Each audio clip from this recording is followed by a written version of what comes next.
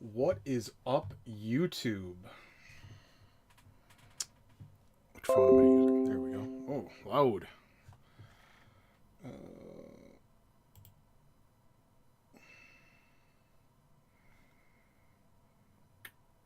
mm, Alright, that's what I want. And let's see. Got that. Discord and gotta get some background music.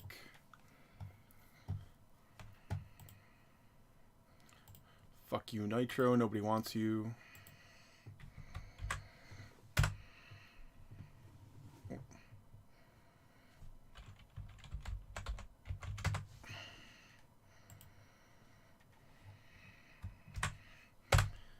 Alright. Let's go. Go with classic.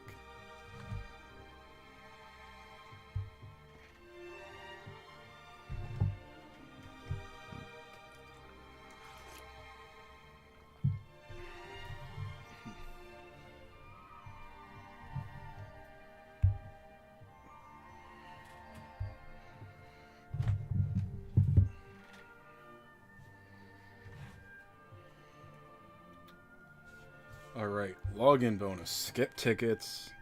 1,000 gems. Nice. Our multi. 2 in organics. Hero fragment. Alright. Strong start. We'll go start off with our daily multi, of course. We gotta get our pull in. See what other non-meta unit I can pull today, if anything. Oh, do we have another 1,600 in our box?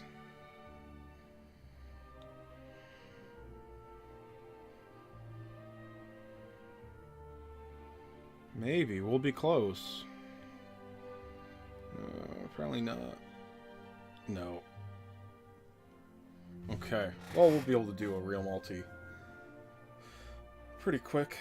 Let me see, 130. You know what? Let's go ahead and... We'll wait on our polls so we can do them at once. Probably might be able to do this before we go back to regular story. We're on chapter 16 in main, and I figured I'd go on to hard. I think for this account, once I beat hard mode, that's it. Like, beating hard mode is basically the big beginner task, so...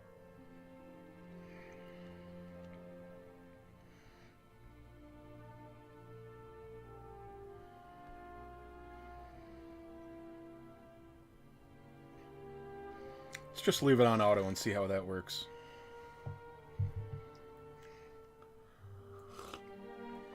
This one might be tough if I don't do it right, though. I might have to take this off auto.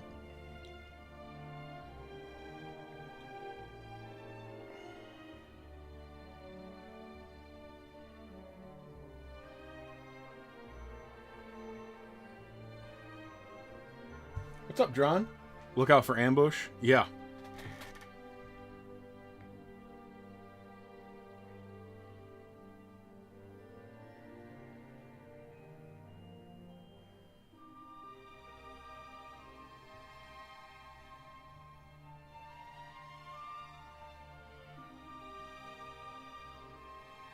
Yeah, I don't know if I got what it takes to do this one.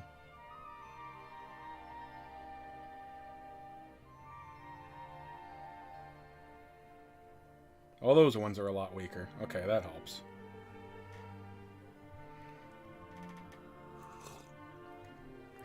The thing is not just firepower. I don't have any MP on my my units. You can see Hargan got his 2 attacks and he's done now. Oh, okay, we only got 1 left. I don't think they summon anything more, right? And Kandar and Cactus still have a bunch. I call him Kandar, Robin Hood, whatever his name is in this game.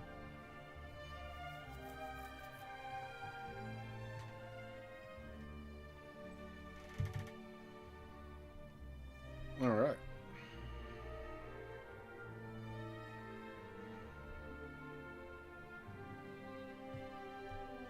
Yeah, I still need to run Hargan on his battle road. I just haven't felt like it. You still call him Kandar? Good. I don't know why they didn't call him Kandar. They changed some of the characters' names so much in remakes, but I couldn't remember if Kandar was the name of the character in DQ3 or not. Because they have Kandar might be the thief in Dragon Quest II.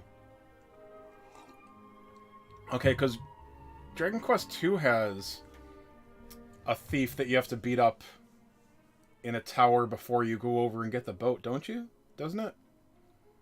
Do you just make it to the top? Oh no, that's Dragon Quest III, isn't it? I forget, man.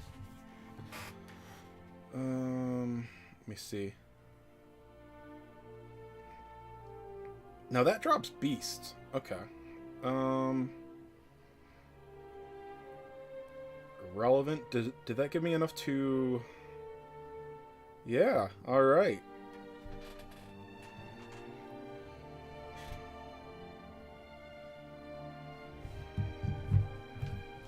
Let's see. Alright, so,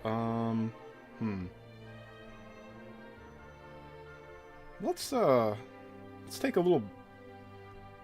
Let's go ahead and put this one on auto, since we know we can do it on auto. Kandar is the guy you gotta take back the golden crown for the king in Romulus. Okay, yes. I remember that part. I couldn't remember if you had to fight a thief in Dragon Quest II after getting the princess. Yeah, I remember he comes back like 2 or 3 times, the thief, yeah.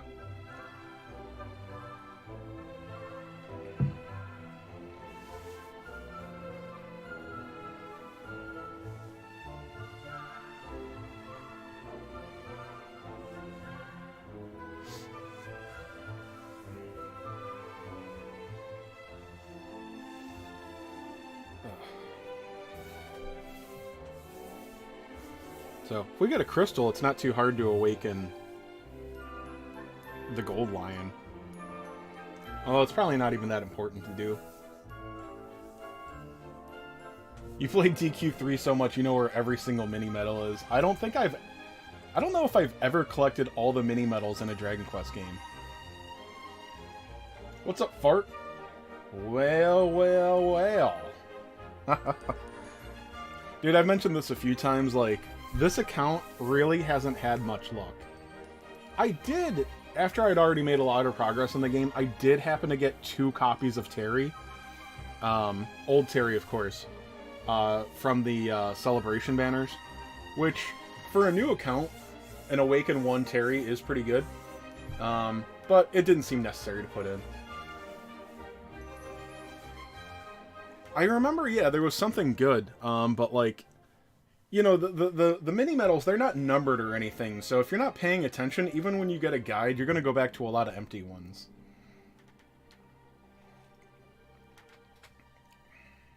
What? Yeah, dude, that's the thing, Fart, is, and look, I'm glad that I had bad luck, because literally anybody can copy this. Nothing I've done is hard so far. What was I going to say? Yeah, my Japanese account that I made just to see, like, what Japanese menus and options were like.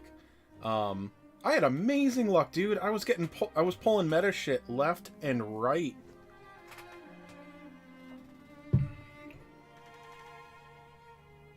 Golden Pass? Oh, that allowed you to play the tracks as much as you want? Was that what that was?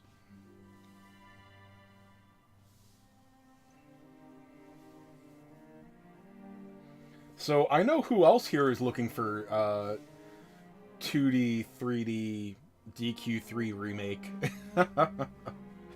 I am psyched for that game. Pre-ordered Violet?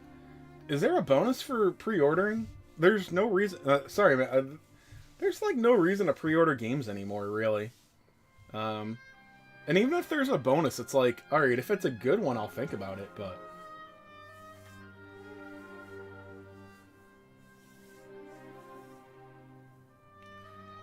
oh, Jake, you got Terry from your S-Rank ticket. Hey, he's not bad. Dude, here's the thing. They just did, how have Blossomings gone? They did DQ2, sorry, DQ5, DQ2. Then after DQ2 came DQ6. That's what they just blossomed, or DQ7 rather. So it seems pretty obvious that DQ6 is coming next. So, you know, you're gonna get your Terry and Ashlyn awakened or blossomed soon. Yeah, you can pre-order it like a day before, basically. Yeah.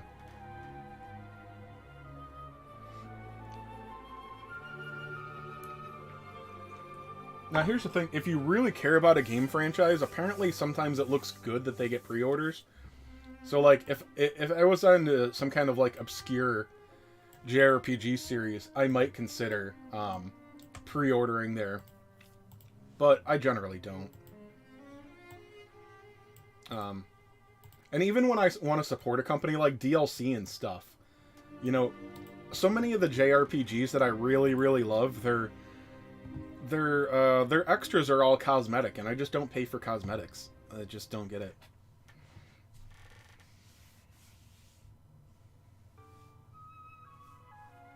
Shining Pearl for... I have Shining Pearl, and I played it for like 5 minutes, and it was like, I'm not in the mood for a Pokemon game. So I got that. I've never bought or touched it's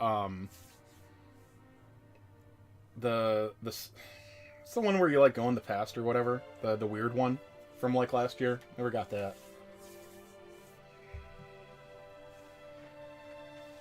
Oh good, that was match 2. Good. Did I get a crystal? Did you guys pay attention?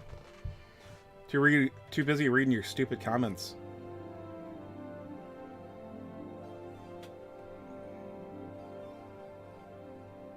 Boo.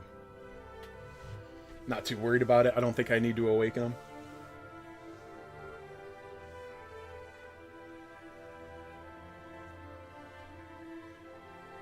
Look. I see what you did there.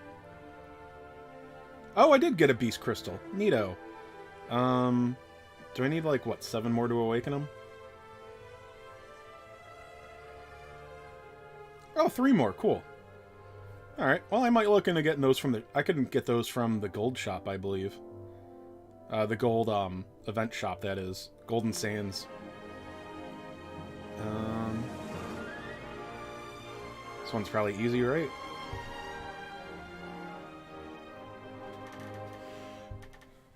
Is Erdrick, SS tier? It's supposed to be.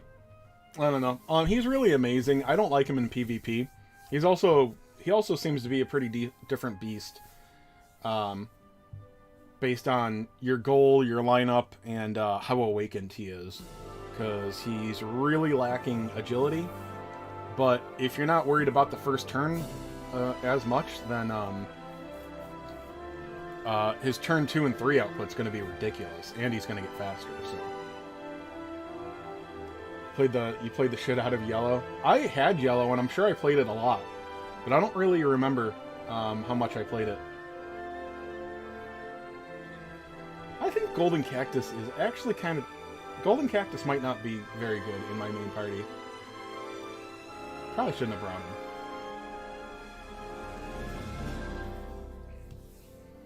I think it would be a different story if I had him awakened, but I don't. He's really good for metal slimes, though.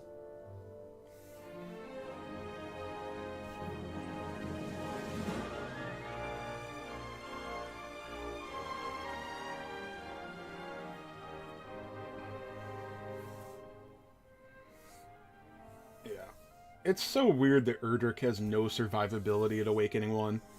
And again, at Awaken 3 he gets Dark Robes, but I don't really like that much.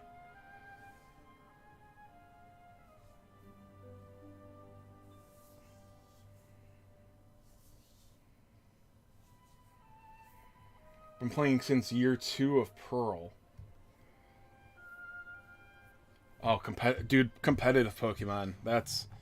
Oof. That's over my head. Yeah, being weak to Frizz is a downfall. You know, I was talking about this the other night. Like, when he came out, I thought for sure that Erdrick would have an attack that says, "I beat Sorrow in one hit" somehow. Because that's how it's been, right? Like, Nocturnus was... Well, I don't remember what Sorrow the man... Or no, not Sorrow. A Stark. What was a Stark weak to? Like, I'm sure that Nocturnus, like, one-shot him. Sorrow definitely... well, Nocturnus has a lot of HP, but, like, Sorrow definitely destroys Nocturnus. And one-on-one, more often than not, especially depending on turn order, Sorrow's going to destroy Erdrick. Sorrow's way stronger than Erdrick one-on-one. So it's weird. They both have attacks that are weak to each other, but Sorrow definitely has the advantage, so it's weird.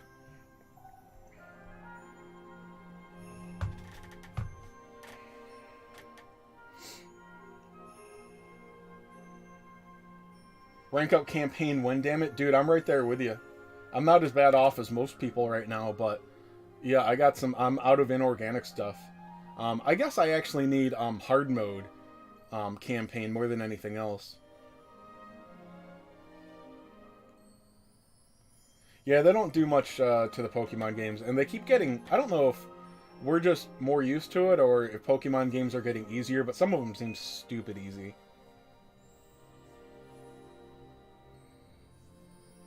Let's see.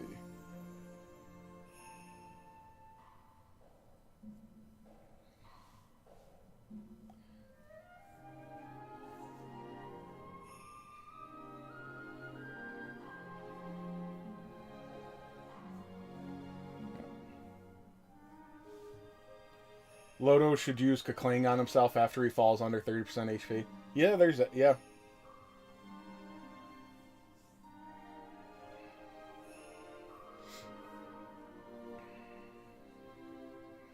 Yeah, and dude, why did they need to make this Erdrick's character panel? That's so... Ugh. Nobody's really worried about it because they're all so hyped about, like, oh, there's new. I'm excited, but, like... Yeah, the character builder panel thing is really stupid. I don't know why they did that to us. Like, this... No resource in this game is so plentiful, that we needed some kind of dump. Like, I remember World of Warcraft. When there's too much gold in the system, or at least this is what I heard a while ago, and probably not, like, from the directors... is like they'll make things that are a gold dump. Like they'll put in a mount that costs a bajillion gold. It's something that's not important at all, but the people with, 10 bajillion gold will go buy this mount now. It takes gold out of the economy.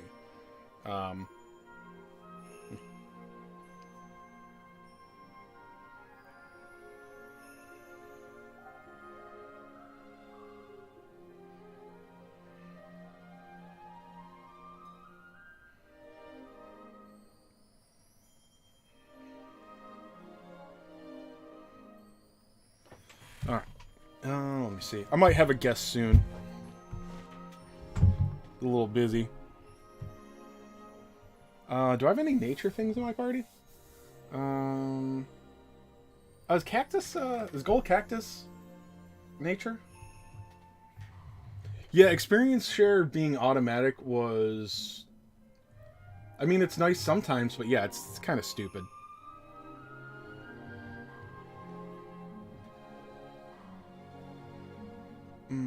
Yep, nature.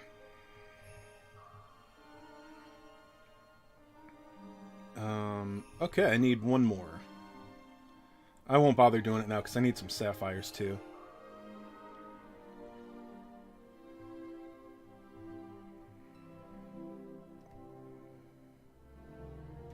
So this is dragon.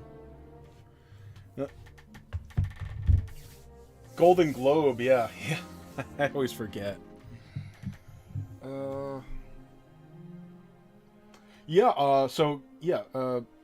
Character builder for Blossom units. Yeah, it's hard to say. Because obviously only characters have only come with it now. It's been 2-3 months in JP since Erdrick came out, and they've never copied it, so... You know what? I see the pot here, but I think it's actually too hard to get with my level. We're barely able to beat these, so I think I'll hold on.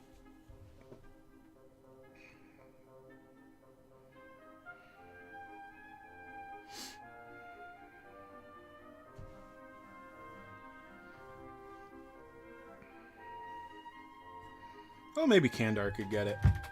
Fuck it, I'm calling him Kandar. Smooth move there, buddy.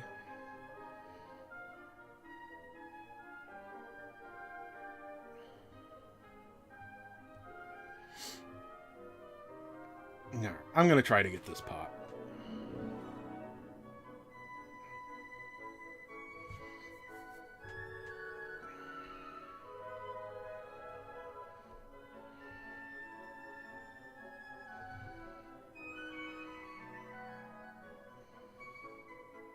He's got a lot of HP. Do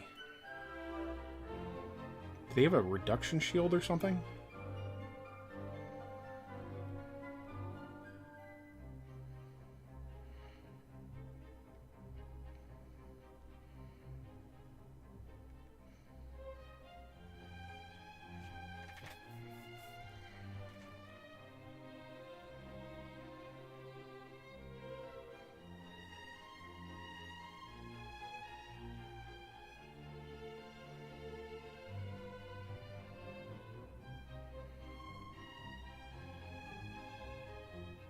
Swing and a miss. Nice.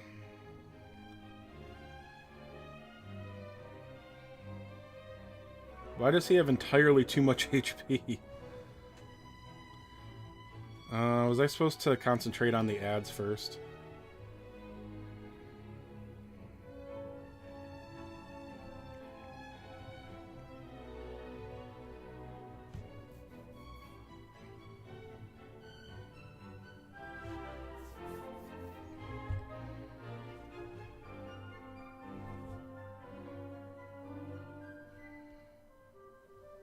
Oh, we can use Giga Crosscut twice? That's sick. Okay, I think so he's really weak now without his allies, right? So those weren't buffs, those were debuffs on him.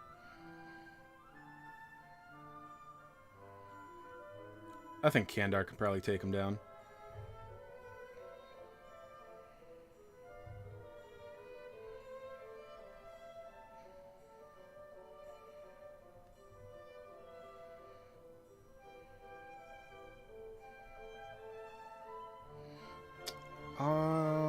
I don't want him to use Mighty Flame. I want to drop his defense, so...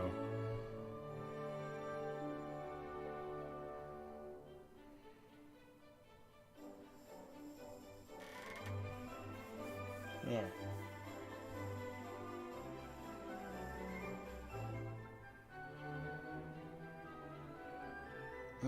I guess he's just got too much HP for it.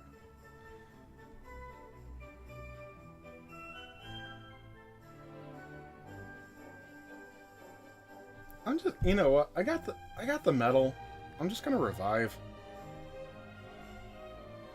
Oh, but Chase, you're making a guide. Don't cheat. But I always tell new players, like, don't listen to the old guys that say never ever pay to revive. No, dude, if you're gonna get past a hard stage for 50 gems, as long as you don't have to do that all the time, you use the revive. It's there for a reason.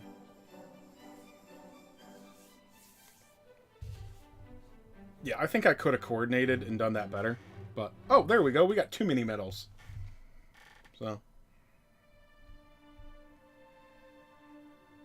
And I think we got enough for a multi now.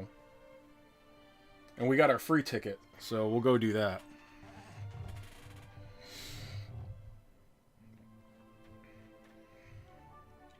Yeah, dude, I got way too much stuff to blossom.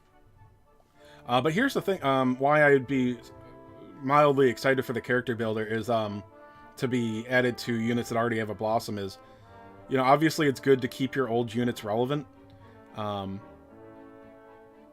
forgot about all these. Whatever, look at that later. There are too many. There are some. I think they started blossoming too early in this game, honestly.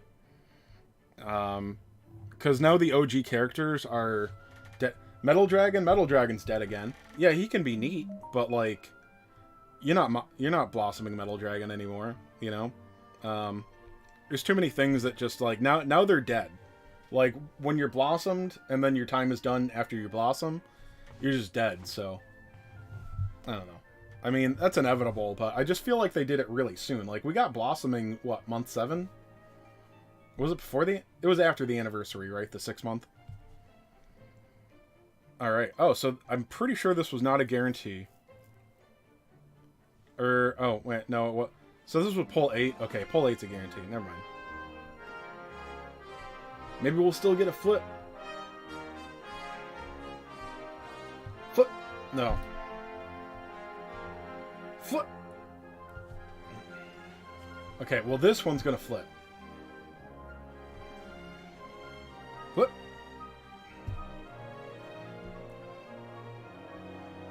Oh, it was a crystal on this one? That's what... Okay. Alright, so this is number 9. Number 9's going to... Flip!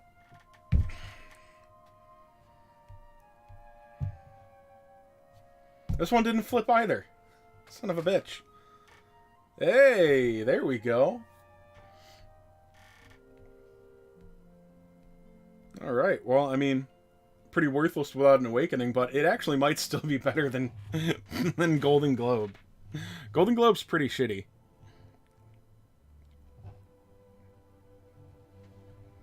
It's cool, Magus. I like that.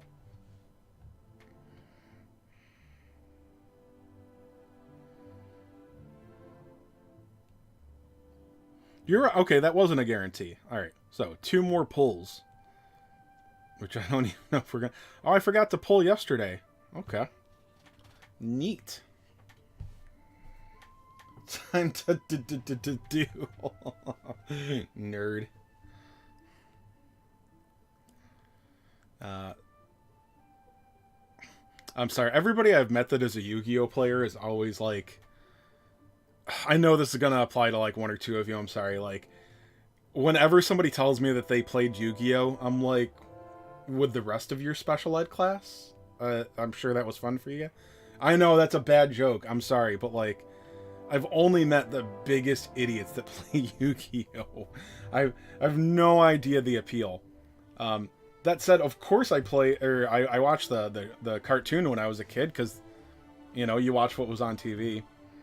And I kind of enjoyed the Game Boy Color games, or Advance games, because it was a card game on the thing, but I just couldn't understand kids that actually played the cards.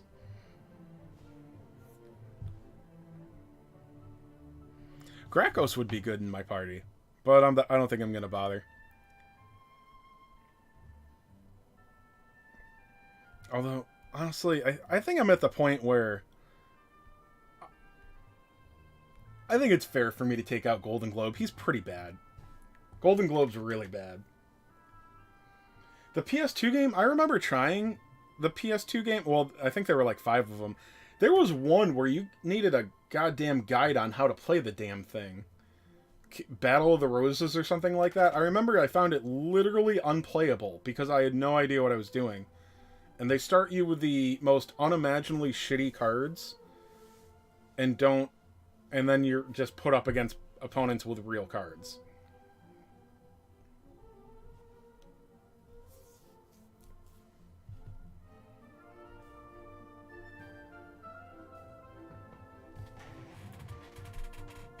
Alarmer. Duel Links, yeah. I understand Yu-Gi-Oh! A little bit more as a game. Like a console game or a phone game, but I don't know. I think it was also way simpler when I was a kid, with the Game Boy Advance games and whatnot. It sounds like they've gone... Well, honestly, all the old card games have. I tried playing Magic Arena again. In the latest set, literally, every single card is a wall of text. Every single card. Oh, you mean all the rares and mythics? No, every single card is a wall of text. Every single card. Commons, uncommons, every goddamn one of them. They're all a wall of text. It's impossible. Okay.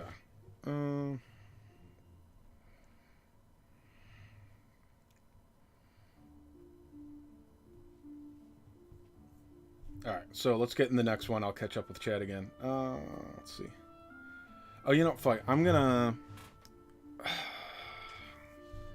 Do I even have an orb?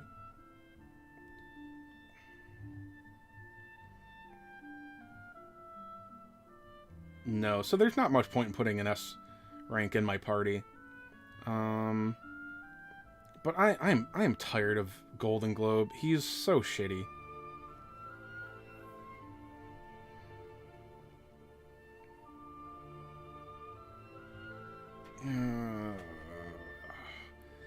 It's like you know, I've been talking about I didn't get any good A ranks either. Like, everything's shit. I mean, Rose Garden's good, but maybe let's just put in Rose Garden. I mean, he can take hits. This will be the first time I've used any experience scrolls.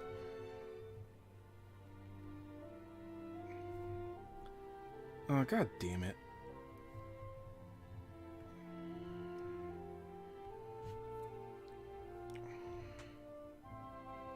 I don't have any goddamn gold either.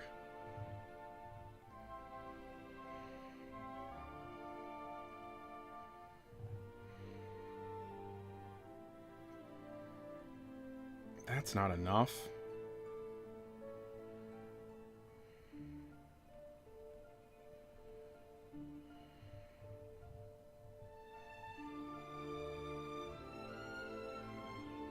Yeah, I still got an orb I can buy there. No. Fuck.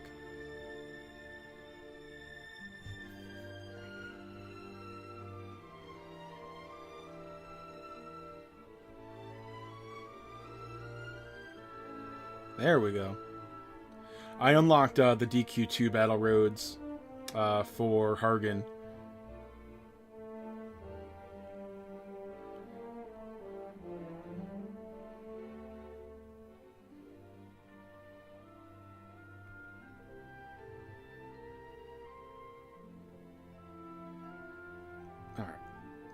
I could take him to at least 5. Oh, no, I can't. Ugh.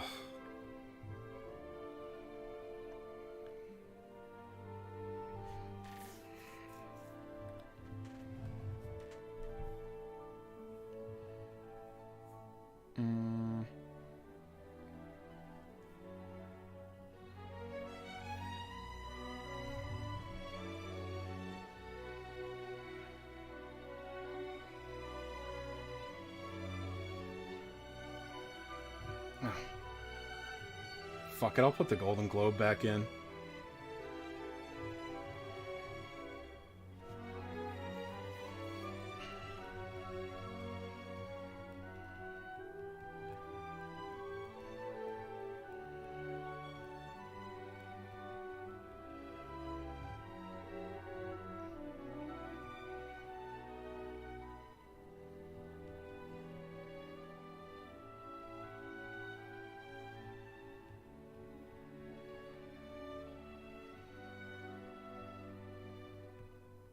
What did I level up that was undead?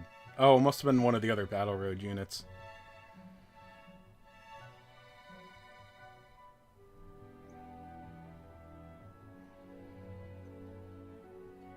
And that's why I don't have any of the smaller things, because I spent them on Battle Road units for DQ2 Battle Road. That's right.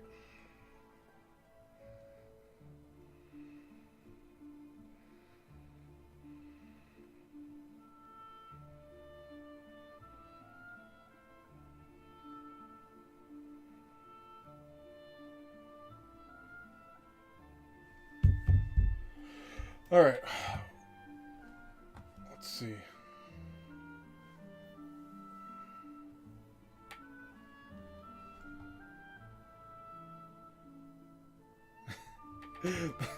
Wait, yeah, when they summoned Exodia in the anime, like, oh no, they act like they were getting blasted in the face, literally.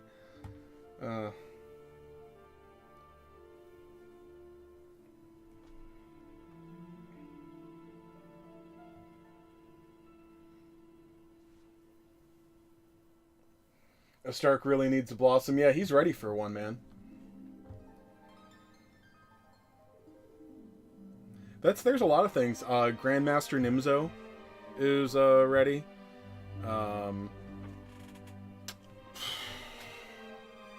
What else? Manslayer. Manslayer is the oldest unit. Is he the oldest unit without a Blossom? Oh, no, well, Lionheart and 2 of the OG General Pool.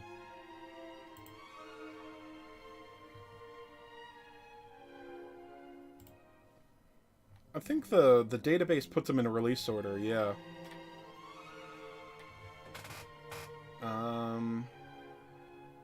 So yeah, you got 2 OG General Pool units that aren't blossomed. Lionheart. Zoma's just about to get one.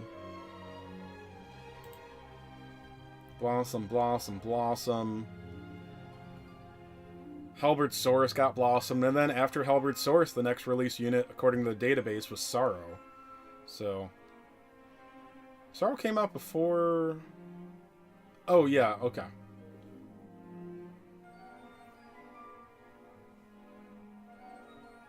Oh, that one was easy. Cool. So, and then after Sorrow, they've done Deborah. They did all the DQ5 stuff, so... Then they did DQ2. Goresby. Overkilling Machine came out before Goresby. He didn't get blossomed. He needs it. Dimension Dragon, Forest Dragon, yeah. Rough Mirabelle and Orgodamir got blossomed on JP, so... yeah, so they've skipped over Kaleidocat, Overkilling Machine. They got Melroth. He came with the DQ2 stuff. Seraphy. Yeah, Seraphy needs a blossom. Estar, Grandmaster Nimzo. They came out back to back. Dragwar. So those are like page 2. Like, so page... On the database, page 1 stuff that ends at Kirill. Everything that came up before Kirill. Lionheart. Lionheart, Emperor Slime, and Great Troll. Those are the only 3 units DQ4 and before that haven't been blossomed. And, well, Manslayer was... Okay, no, Manslayer was DQ4, but yeah, so... Seraphy, first character who gets negative agility nodes. Yes, that would be awesome.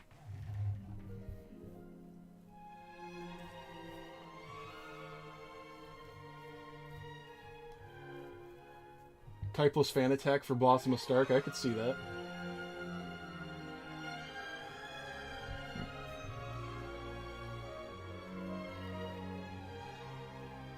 Yeah, they got like the end boss characters after A Stark and Sorrow, so it's weird.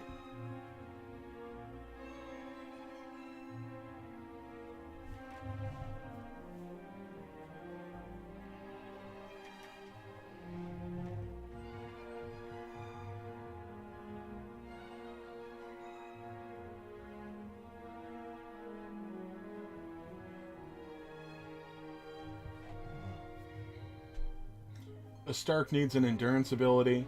A Stark has an endurance ability. He heals himself when he falls below, what, half? That was really strong when he came out. Good night, Grandpa.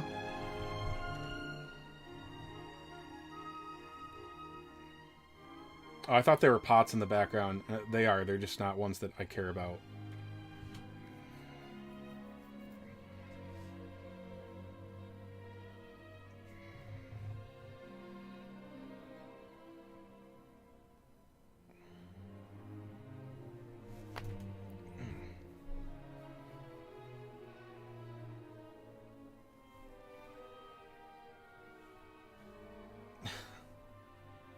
Yes. The AI isn't always good at... Sometimes they avoid damage tiles, like they obviously know that they're there, but if they want to attack you, they don't care.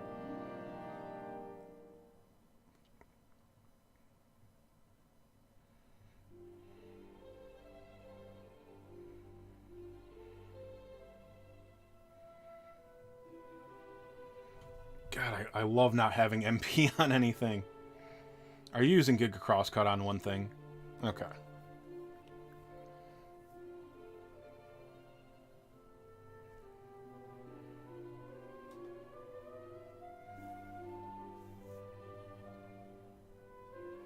No.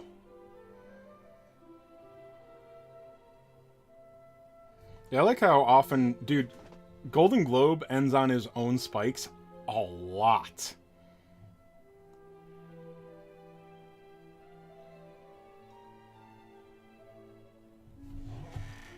What's up, James? Just grinding my noob account. So I've noticed a few guys, a couple of guide makers have, I think like Nocturne's a big one. I think he's using an S8, a rank 8, 3-heart, Seraphie now, so that's nice.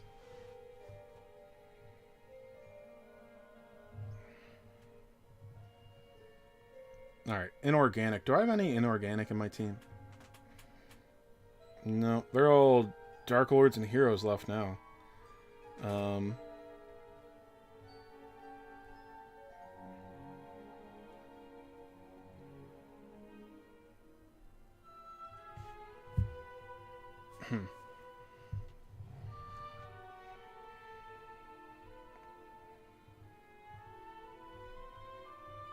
Okay, let's go... Alright, I'm tired of this. I want to rank up the Golden Globe, because he's just crap. So I should be able to get one nature sphere here. Yep.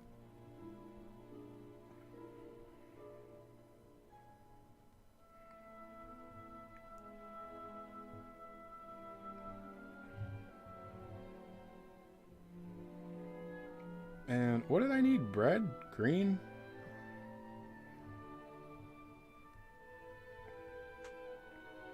Blue. Okay. 27 blue.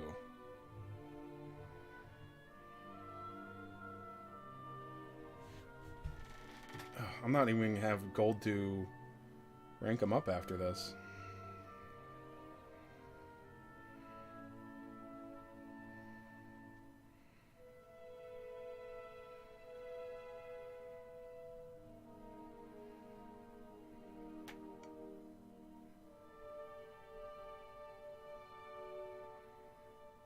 I don't know. I don't think that's enough for A6.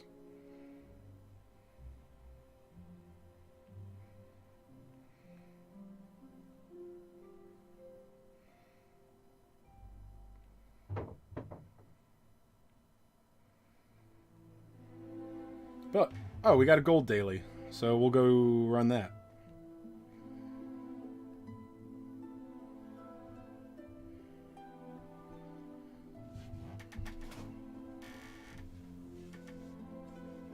You got Angelo on your guarantee? That's not bad. I got a Great Dragon.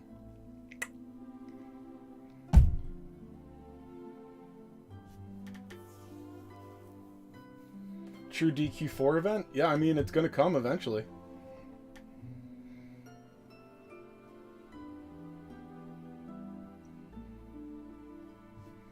Yeah, I would imagine Terry and Ashlyn are going to get awakened anytime now. And then what was the... What's the big bad from DQ6? Nimzo? Grandmaster Nimzo, or was that DQ5? I don't... No, Grandmaster Nimzo was DQ6, right? I forget.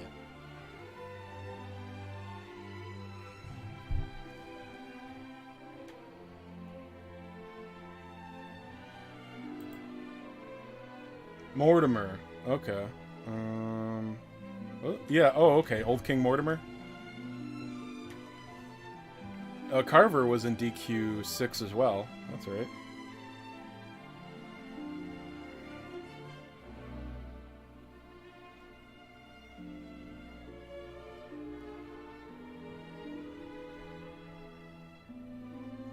I was like, what the fuck? Why did I only get 4,000 gold?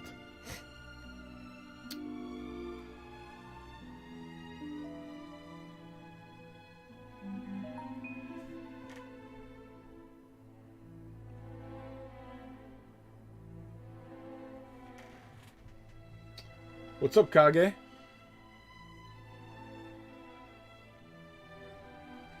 Wait, why? Oh my god. I need 100, like, ugh. Fucking passport.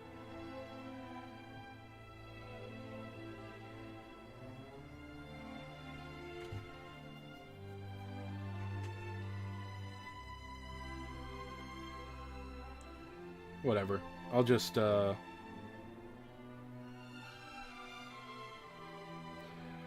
just rank them up in a stage or two. Oh! Sorry, I thought it would give me a chime or something. Alright.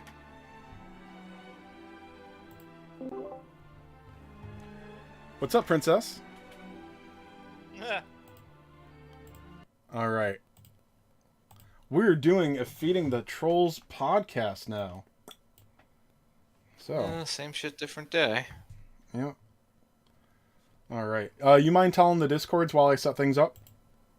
Yeah, let me go ahead and get everything. Are we gonna need a different link, or are you just gonna change the, Okay, do that, cool. What episode is this, 18 or 19? I want to say 19. I can never keep track of this shit. I think that's correct.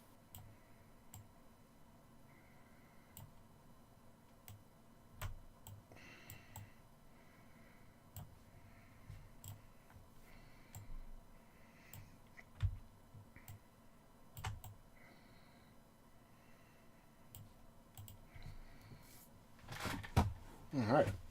Let me try refreshing the page because it's still showing as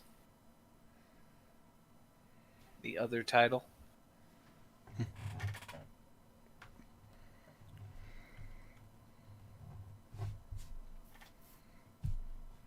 What's up, Jacob? Alright. Okay, let me refresh. Let's see if it has the new title. I wonder how long it takes for YouTube to fix that. Are you streaming on your own channel? No, I'm on yours, but I assume you're going to change the title of the stream. That is a good idea. Because it's like, oh, I'm going to share part 5 of Chase fucking off. Yeah. Nobody wants to see that shit. Yeah, that's why I was saying, notify the Discords that it changed. But yeah, let me see. 19? Yeah. Yeah.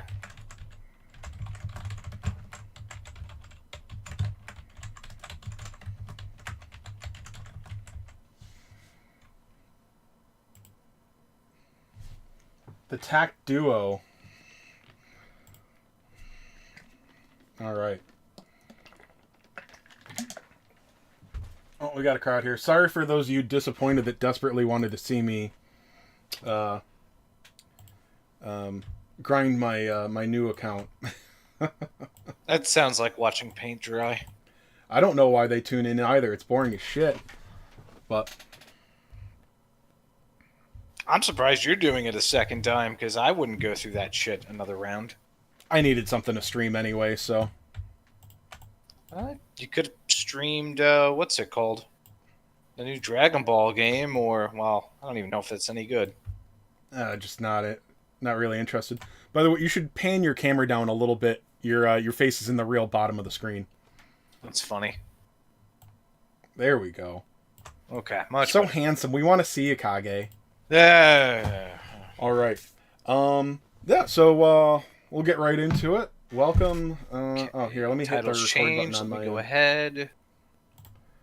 All right. Title Here we are, episode 19 of Feeding the Trolls podcast with Chase Games and, of course, good old Kage DQT here, who's very surprised they took care of those cheaters quickly. Yeah. I think there was one really obvious score on the Zoma attack, right? At least, There was like a 600,000K, and yeah, JP got maybe like upper three. So they didn't even try. yeah. But yeah, and then I don't know. Was that all the score attack, or were some from RTA? There was rumors that there was cheating in RTA as well, but I mean, maybe they got those people, maybe they didn't. It's hard to tell because depending on who you are, if you're going against a whale, they're gonna run you over anyway. So Right, but one guy was saying that he went up against a solo nightclubber that had infinite health and just wrecked his team. So there was like some shit I wish he got video recorded. yeah, because it's fairly easy to do now. So yeah, but I mean, especially if you don't think about it, you're not gonna do it. And no, if you don't have the instinct to hit a record button, you're not gonna catch it. it wasn't cheating, but I know I had a thing the other day where I went against the same guy 3 times. And I don't think it was the most ridiculous team, but he was using Diamond Slime, which I'm absolutely not equipped to take down. And my setup is not as far advanced as it could be. So I literally couldn't do a thing to it. So I quit. And then I go back, and it's the same guy again. And then I go back, and it's the same fucking guy again. I'm like, God fucking damn it. So you lost the same guy 3 times. Yeah. Like, you're not supposed to have to do that, so it's like, we're only waiting 4 or 5 seconds a match, which, who of us thought matchmaking would be quick in this system? We expected it to be shitty, I'm sure. I will wait 10 seconds for a match. Like, don't give me the same guy twice in a row. You know, if I'm at the 30-second mark, sure, give me the same guy again, but... Yeah, people seem to think that cheating in games online is like a cool thing nowadays, and those people can go to all fucking hell. Mm-hmm. It's sad, especially since there's no rewards right now anyway. Right, and if he was a smart cheater, he would have probably waited to the end and then just snuck it in there, a day before. Mm. Yeah, and keep it reasonable too. Like if we're talking about the scores, yeah. Anyway, so how's your luck been with the anniversary? So I at least didn't get fucked like some of you people. I mean, I got an extra Awakening on Nira, and I got an A-rank Shogun slime for the last pull, which I'm not really going to do much with either of them, but at least it wasn't like a general pull. Yeah, and then I've still got to wait to get the last 3. You probably saw what I put in my main thread today that, yeah, I tagged Malcolm. I'm like, come on, dude. I just got the guarantee for me was Great Dragon. Yeah, you got fucked. They have, what, like... We all know they can change what is in that guaranteed pool for the very last ticket. It's already disappointing enough. Like, that's supposed to be an exciting banner, so getting the OG general pool anywhere in it is really disappointing. But especially for the last ticket, where it's like a concession. Like, yes, we know that some players get fucked on 10 multis in a row, so here we'll make sure that you get one good thing out of it. Just make it a Dark Lord hero guarantee. That's it. And they've done that before. Yeah. I wouldn't have even been upset if it was a Kirill, But a Great Dragon, after 10 days of waiting, because anybody that wants to tell me, oh, it's a free ticket, just be lucky for what you get. No, they built up the suspense, and it's the kind of thing that makes you want to leave. Like, I'm happy enough. Let's face it, you're not going anywhere. You're like Piova at this point. You're not going anywhere. Disappointment like that. Honestly, my guild and all of my massive YouTube fame is the only reason I'm around after it's been shoved in my face so often that this is a painful addiction. I'm like, I really... Anyway. I think it's funny at this point. Yeah.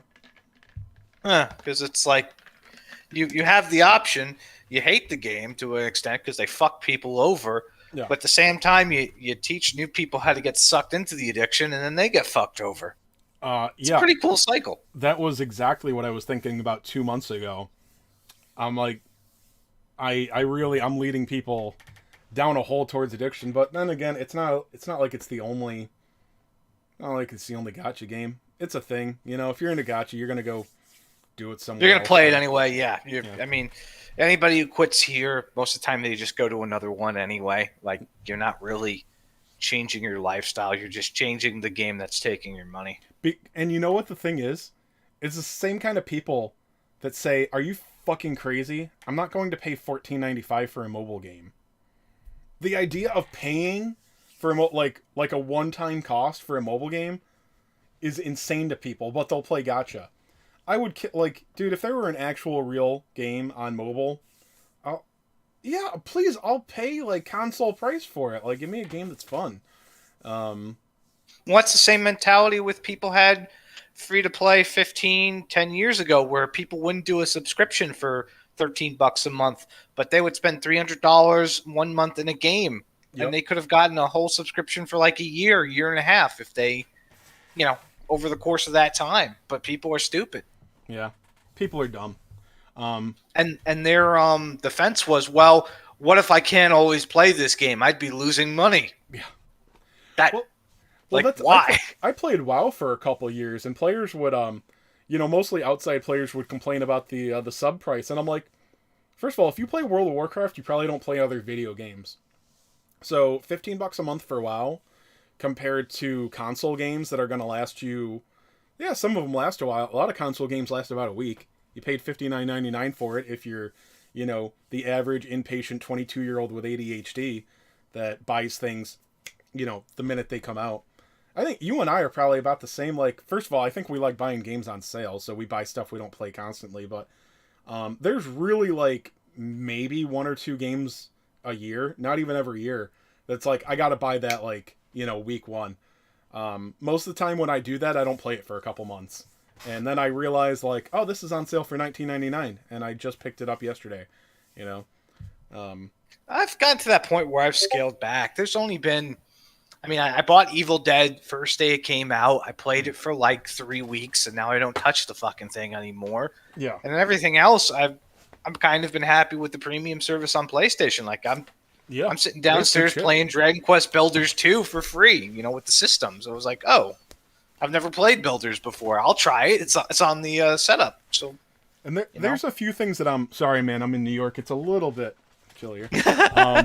It was actually warm today. It was like 50. There's like an in between for me too, where like especially with the deals that GameStop runs, I will often wait for something just to literally go used, just to save $5 or $10 on it. And every once in a while, I'm the annoying guy that I'll come in every like couple days or something like that. Like, hey, you got any copies of this used yet? Jason got his. Well, yeah, because you're gonna go through that game pretty quickly.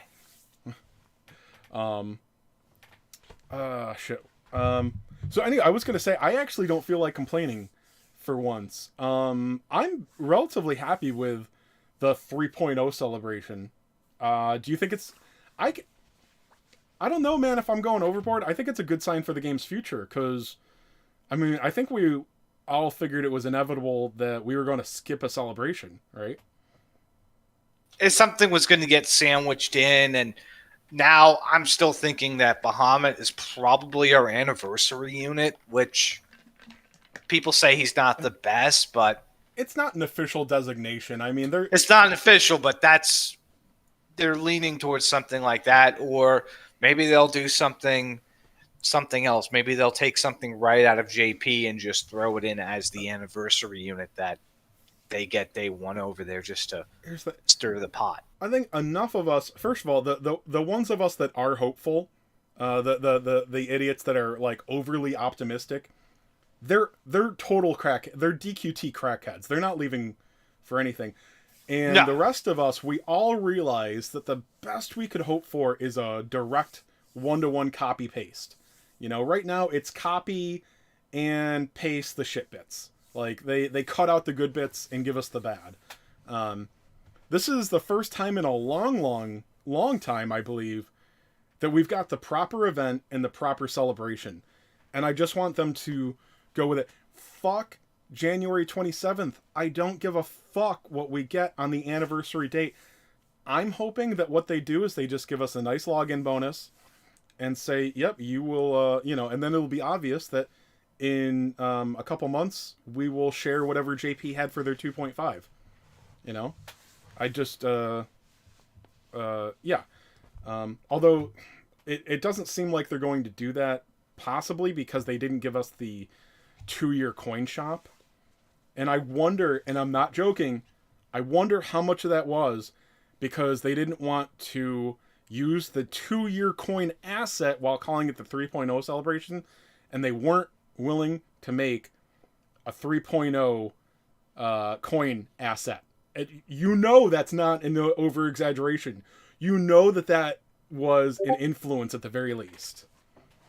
I mean, the only time they change things is when it's beneficial to them. They're not going to change something. They've never made an in-game asset for global, no matter how easy. No, they're not going to do that. They'll cut some banners. They'll make some modifications to some things. And well, I'm actually surprised they extended the gold event we have by like a week or two. That was actually surprising as fuck. I thought for sure that was going to be, coming and gone. Now it's like the last I've got all the time in the world right now. Yeah, the last 3 or 4 events, what they've chosen to crunch and not crunch has been... what did they not crunch recently? Did they not crunch DQ 10? Was that normal pace? There was one. I think they shaved a week off of it or something, but some of those are so long anyway that even if they did shave off a week, we wouldn't fucking know. Like the ones that last over a month. Well, I've complained a few times with you and on my regular streams that, what celebration they put with what event matters, and they mismatch them. They mismatch them to our not to our benefit, to our detriment. Like when you want to be farming shards, and they give us triple mats campaigns and whatnot. Yeah. They've done that both times that we've had to farm shards, farm figs, whatever they are. But yeah, I just want us to be direct copies. Fuck you. We all know we're not getting Golden Week. Anything we've missed, just give us 1-to-1. And I'm just hopeful that like maybe we can just go to 1-to-1 now. I mean, do you agree? I mean, that's the best we could hope for, right? Yeah, because I don't expect us to get anything special. I mean, they've even come out and said they're not going to do anything, over the top for this version. And we're not the money-making version, so it makes sense. They might give us some small part of, like, Golden Week or something like that as a celebration thing for the holidays. Because they're not going to give us anything from JP too early. We get features early, not content of any kind. So, I mean, yeah, they might throw the Golden Week banner at us for Thanksgiving or Christmas or something, which would be nice. I don't know what they're going to do. I want the 50 Scout. I want to get the actual 50 Scout JP got. They'll probably give actually make me feel better. Yeah, they'll probably give that to us in early December. I don't know why I say probably. It would be reasonable for them to give us something like that in early December or something like that. Because at least then it could be like, well, okay, you gave us the baby one back then. Now you're going to give us the better one. So then our version technically got 2 50 Scouts for 3K gems. That's a plus up that JP never got. I would take that. Will they do that? I don't know, but I'd be happy with that. Yeah. Let's see. Oh yeah. So what did you pull? What have you done? You are still Erdrickless, right?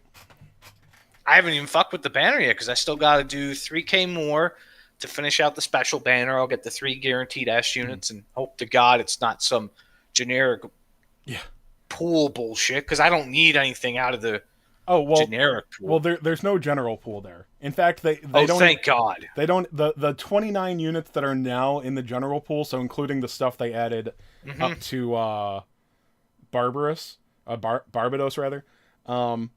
That's 29 units now. They're not in there at all. Now, the free tickets they were, which is somewhat fair, although, like I said, they could have safeguarded the guaranteed slot. But yeah, no, there's really... the only losses are the oldest stuff that's blossomed, basically. So, or anything that you have capped, obviously. But, like, I wouldn't say it's too exciting to pull the Dragon Lord units anymore, even though they're useful. Kirill is your big loss. Like, Kirill, Paranel. There's really just not many losses in the pool for the celebration. I mean, if I pull anything old world, I'm kind of fucked because most of that's maxed already. So Mm. I'm hoping to at least get something new, or maybe get like normal Corvus or Diamond Slime, something. But Well, it's only the old heroes and Dark Lords that you have to worry about because all the old stuff is in the general pool now, except for Dark Lords and heroes. So right. yeah, DQ3 and DQ4 stuff are out. You stopped whaling after DQ4, right? Or did you make it up to 5? I think I made it past 4. But I mean, if I get like an Estark or Zoro, I'm gonna be upset. Like a normal green Yeah, one, I know you were out because of those the are maxed. you. I don't know if you went full free to play or not, but I know I know you were done being number 1 by the 6 months. So Yeah, I scaled. I scaled back to just spending like $100 every 2 weeks. was it a realization or did your wife beat the shit out of you? Realization, and almost got the shit beat out of me. Yeah. Okay. A little bit of column A, a little bit of column B. Yeah. That plus, what happened was my cat got really sick. He had kidney failure, and we spent like $3,000 on it. And I was like, man, it's a good thing we had extra fucking money, to cover it. But I could have literally have had my cat die because of fucking Gacha if we didn't have the money. So that was kind of the realization. Mm-hmm. Oh, sorry. Bring your I don't know why I'm pointing at your face. Your shelf behind you, you got the die units. Are those the figure art ones? Yeah, those are the pop ones. Those are the figure ones. The ones got pop, casting his little spell, and then there's Die with his hero sword, which the anime ended tonight, by the way. They finally finished it up. I heard that was what I wanted to ask, like, I mean, how much were those things? Aren't those things like $80-$90 a piece, or were they not that They were like $50 a pop. Yeah, see, 40, that's whenever I see Dragon Quest figures, I mean, I don't they're like expensive. Yeah, it's like they're always ludicrous. But I never see them, so I'm like, okay, fuck it. I'll spend a little extra on them. If I found DQ characters that I liked for 50, I probably would have bought them. Yeah. But I know that they But you can't find those. The 11 figures go for like 80, 90, 100 plus for the figure art sets. So, yeah, it's just nuts. I don't even see those out here. Like, and I'm in Vegas. There's lots of manga, anime shops. Oh, dude, you got to buy that stuff on. Look, I appreciate local shops and whatnot, and some of it is cost of doing business, but some of it is like they just overcharge. There's one place around here that I started to feel like an asshole. I'm like, of course these guys have to charge more. Like, sometimes you have to pay another 10-20% to support a brick and mortar. And then I looked at, like, they had like the pink Ranger helmet that I have, I've had behind me, and they were charging $200 for it, and it's still retailing currently at GameStop for $100. In fact, they just went on clearance for $50. Oh, so they're assholes. Yeah, I'm like, oh, they're just assholes overcharging. And I actually brought that up to a kid working at GameStop. He's like, oh no, those guys are scumbags. They come in here all the time looking for deals, and then they just put them on their own shelf, double retail.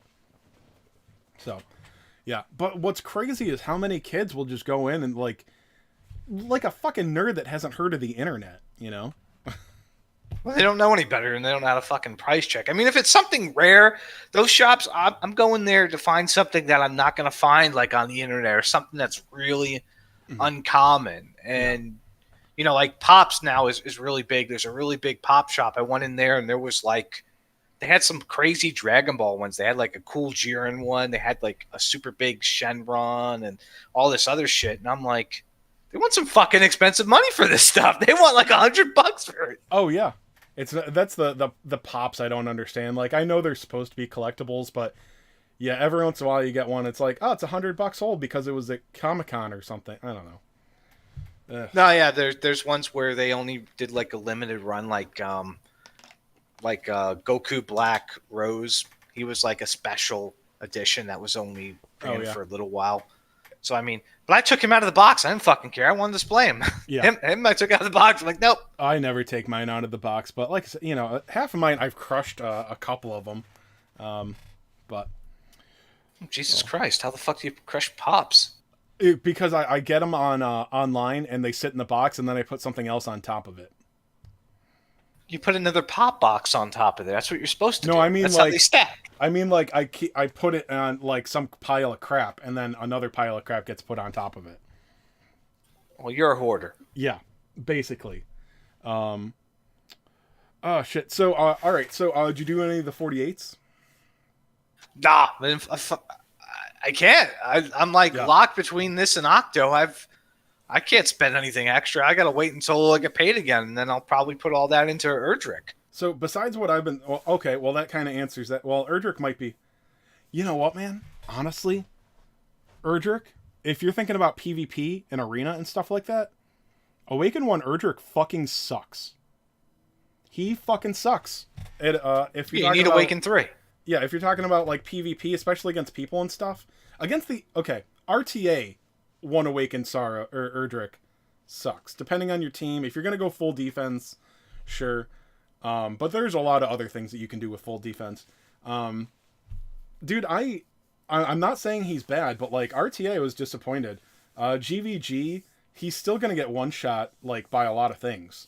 Well, I mean, people watched the stream I did day one. I was actually killing Erdricks with like Hybrid and shit. Yeah, like doing some real damage to him and finishing him up afterwards. And yeah, Sorrow the low awakens couldn't even one shot Hybrid. I mean, the max awaken Erdrick was great. I mean, he just fucking rolled over everybody, but you know, because he benefits from that agility a lot. Those are all obviously more stats. The more stats you have, the more they stack every turn with those stacking buffs. That's obvious, but that's why units like Nocturnus and Sorrow, more than other units, when they get that second, third, fourth awakening, you're like, oh, this guy's hitting a lot harder because he's double dipping on his increases basically. But yeah, Erdrick at 1 awaken, look, he's good. I'm not trying to, oh my god, Chase Game is trying to say, I know I said that he sucks. In RTA, if you're going for agility, he sucks. And that's all I did. And anybody that wants to tell me how great they did in RTA and not being a whale and whatnot, no, I didn't plan my team 6 months in advance. So, fuck off. I did. Yeah?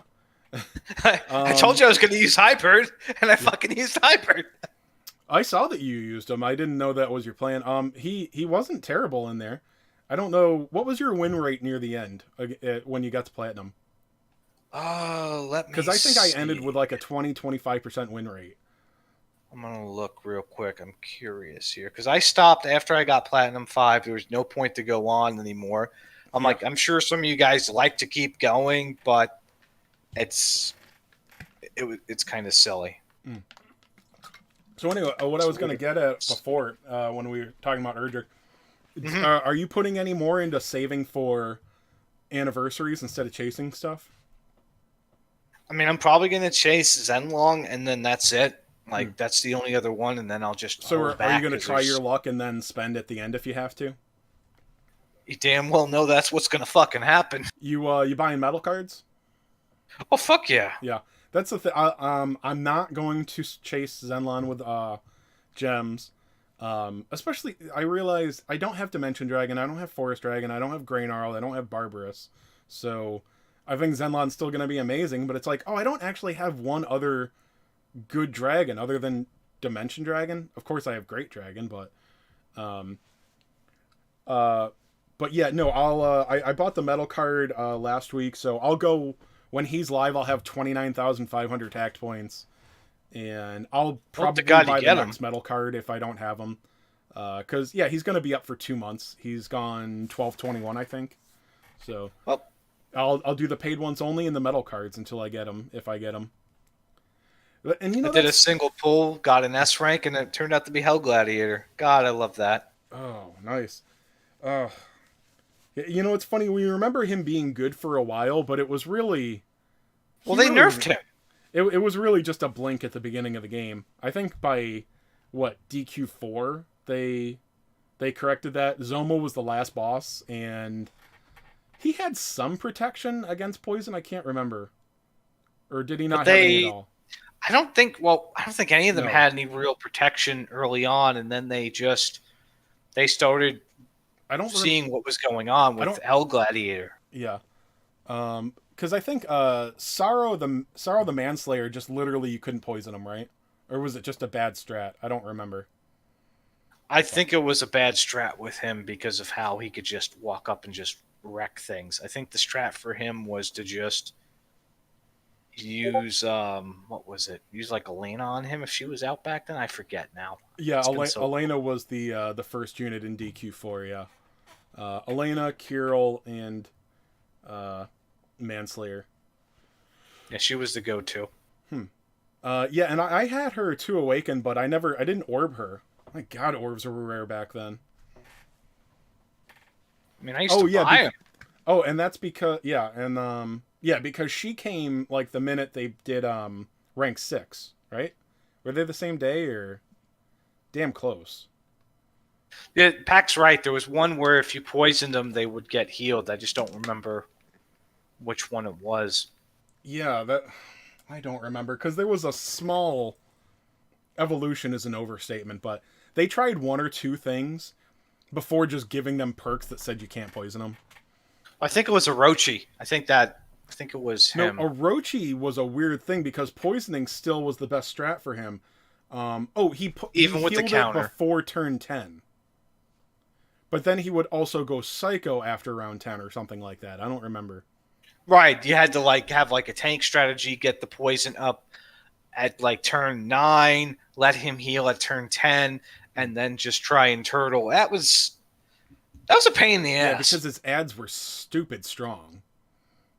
So that's why you had to wait for poison, basically. And then you couldn't touch him either. No, you had to just let him do his thing, otherwise you would have gotten killed. Yeah. Oh, good times. But I Um, don't have to deal with that anymore. but yeah, so I can't remember if I did it last week. So I'll talk about my luck in the celebration if you don't mind. Keep Go calling it for it. anniversary. It's not really the anniversary. Yeah, so I got lucky on my 3.0 gem pulls right away. I think I got one or two decent things with the free tickets, but not much. I never have luck with those. Um, but I took two risks with the 48. I managed to have enough gems to do two 48 pulls up to the second stamp. So I pulled Sorrow in my very first 3.0 gem multi to get him to 2 hearts. And then I did his 48 and I got him on the second stamp. So that's a huge win. 3 heart Sorrow is nice. And then Corvus and Gem Slime. I would have rather had Fallen Angel Corvus, but I really didn't want Mortigan. So, or no, no, Fallen Corvus Angel was Corvus with Diamond is Slime. pretty good still. Yeah, sorry, regular Corvus was Diamond Slime. So Yeah. I would have rather gotten Diamond Slime than Corvus, but yeah, I got 2 copies of Corvus, taking them from 1 to 3 awakens. So that was another big win. I got really lucky on the 48s. Those are all the 48s I was able to do. I still have 2 pulls left on that myself. The 3.0 gem banner. So I got a lot of money out of you. No, I bought 2 packs. I think for paid ones for paid stuff. So they got about 160 out of you during this whole thing. That's Yeah. not too bad. Yep, exactly. It's just yeah, I don't know. But like I Adds said, up. I make my fat stacks on YouTube, so that's what I use as my. So they got excuse. 140 out of you, is what you're saying. Yeah, yeah, exactly. But yeah, I got some new stuff. I wish I'd gotten another diamond slime so that I could get it up to 3. I got 1 diamond slime somewhere, so I didn't have to spend fragments on them. I guess that would be the biggest win, is if I get the second heart, I'll spend my slime frags on his 3rd awaken. That's his counterattack, right? Yeah, that lets him counter. Oh, so do you want to talk about, have you looked at the DQ7 blossoms yourself? A little bit, and then let's see. My win rate was about 50%. No, Overall. no, fuck you, it wasn't. No way. Towards at platinum level, it was. Getting there, not so much. Getting there, I took a lot more losses. All right, well, good for you, man. Fuck. But if I kept going, it probably would have been a lot worse in platinum. Would have got my ass kicked. I knew the back the fuck out of that shit. So I watched like a minute of Japanese gameplay footage because it just popped up on my YouTube, and I'm like, all right, let's take a look at it. And I think I've been going back and forth on whether or not I think Orgodamir is going to be really strong. Mm-hmm. And I think I went back to it. First of all, Jacob in here, blame Jacob. That son of a bitch took the time to actually make a post on the Reddit with the translations, but they were slightly wrong. So I thought that he was going to have an occasional chance to charm on all of his attacks, but it's only a. It turns out it's a very rare chance. So it's 10%. So Jacob doesn't know how to read, is what you're telling me. No, even the database says rare when it's actually very rare, so it definitely can happen.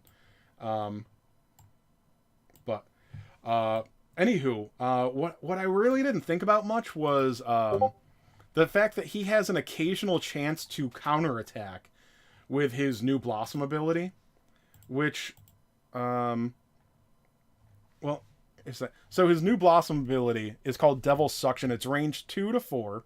All right, this guy is movement 3 already. I'm just gonna. You can see his stats here at Awaken 1. Um, yeah, inflicts a large amount of typeless spell damage on one enemy, recovers 100% of the damage inflicted on your HP. Okay. So he also has a 40% chance to counter anything range 2 to 4 that attacks him with that. And here's the thing. So on offense, this guy might not be reliable enough. He will be useful. I mean, he's 65 points, remember. But as far as GVG defense, though, a 40% chance, 40% chance to counter with an ability that strong, that's pretty nice. Because I saw, so this is why I mentioned the Japanese gameplay. His unit at Max Awaken responded for 845. Now that was Jesus Christ. Now that was in one of the versus event stages, so that's not in arena. So you're going to take 30% off of that. I don't know about leader skill. Although remember, when you're using an ability like this as a counterattack, it's always ability level 0. So your ability level doesn't negate that. But so you're looking at 500 damage in arena in GVG as a counterattack, and he heals 100% of that damage. Okay. Oh, I don't know if you recall, if you looked at this guy yourself, he gets Indomitable Spirit, whatever they're going to call it for him. And that he already base has a heal back to full the first time he drops below 20%. So with very few, I mean, look, this guy doesn't have the HP to say that you're never going to one-shot him. Although his weaknesses are crack and bang, so there's not a whole lot of crack right now.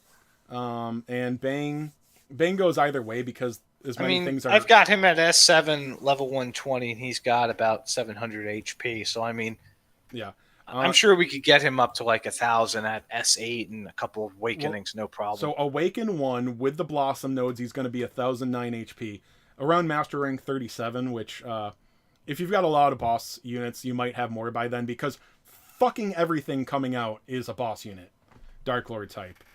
So you might be closer to 40. It's not really a big difference though. So and then remember, besides the fact that he's going to be attacking, it's not really a big thing, but that very rare chance to charm at 10%, that's not nothing. So he can be counterattacking with a 10% charm chance to charm too. So anyway, yeah, it's going to be really hard to one-shot this guy. So you're taking. So he heals, has a CC capability, has a counterattack. Yeah, and Jesus Christ. Yeah, so if he does counterattack, he might be healing himself up to almost full too. So this guy's going to be really. He could be really hard to take out. It depends on what the team. If you're doing a bunch of, attacks that are going to do like half of his HP. I mean, if you pair him up with like Bianca or even like Seraphy or something, and then, he gets hit, she heals him, he hits, he gets healed. Yep. Jesus Christ. Yeah. So he might be really strong. And like I said, this is a counterattack. It's a 40% chance. So maybe on offense, it's not going to be great. But as far as your GVG team, where I think your best chance in GVG is to kind of, on defense, is to take some chances, because the opponent always has the advantage in GVG offense, against your defense team. So you got to go for chances. That's why Queen Slime is great. If you charm one of their units, that increases your odds of winning significantly. So generally the proc chances get you wins, I think, at least at casual levels. I don't know about big dogs, but he even has with that ability that heals him back to full, he's got a 20% damage increase if he's at 100% HP. So not broken, but that's nice. His agility is pretty crappy. It's 389 at Awakening 1. Max is 459, so depending on your strategy, you probably want to Yeah, put he's some, not an RTA unit. He's more for yeah. GVG and other things. You're not going to see him in an actual RTA situation. Yeah, depending on your strat there. It looks like guys like myself may have to defend employ some kind of defense strategy in RTA, but I think we're gonna have to see what RTA actually looks like when the whales actually get to their own fucking tiers, and us scrubs can hang in the middle. But I'll tell you, man, like you can say, oh, you need to play in your team better. Like my team's not brilliant, but like I spend too much money in this game to be run over that fucking much. Apparently, Like, he didn't spend enough money. this game does not reward light whales. Because I mean, in this game, And you can't really people be telling you to plan your team better. You don't know what you're going up against every time. You could plan your team perfectly and win one match, and then next match get fucking dogpiled by somebody who's got your exact counter. A 20% win rate is pretty shitty. But anyway, I I got don't to know Plat 5. I made Plat 5 by 2 points, I think. Something like that. And I'm like, I'm fucking done. That's it. I don't think you can drop from Plat 5 back to gold, but fuck it. Why bother? You start losing like 30 points at Plat 5 if you lose, maybe even more. I was like, yeah, I'm done. I'm cool. I know Kids go have fun. I heard that you could lose levels in gold, but I wouldn't imagine you can go back a whole. I don't think you can. I think you could only lose like, let's say you're, gold 1, you can go back to gold 2. Yeah. I know that you can do that. People told me it happened to them, but yeah, I doubt you can go from plat back to gold. So, but I didn't want to find out because I mean, they are pretty stupid. So, and then you got like drug addicts. I'm looking over here now. This one guy, AW Element, the guy who took your account, he's at 28k points with Nibs' account. Like, okay, I'm guessing he just uses an auto clicker and just fucking does RTA. So you want to talk about Maribel now? Yeah, let's take a look at her. Okay. Ogdemir's the one that with the most interest for me because I actually fucking have him. He's only Waken 0, but so Maribel's interesting. This is another one that is likely not for RTA. So you can see her ability. It has range like Veronica. You can see you don't need the central target here, so that adds to the range quite a bit. But inflicts heavy frizz and whoosh spell damage to all enemies within range, so that's nice. This is a bit like the Sage, and it's less attack area than the Sage, but it's ranged. So the Sage is the 3x3 area directly in front of her, so sometimes it's going to be better than that. Her base perk is already that she raises her spell potency by 10% each time she uses a spell. So it only lasts for 1 turn, but I would imagine that this stacks. So as long as you keep attacking, it'll go to 1, 2, 3 stacks. Awaken 1 is spell tricks. Obviously, there's nothing else on her. All of her other things are...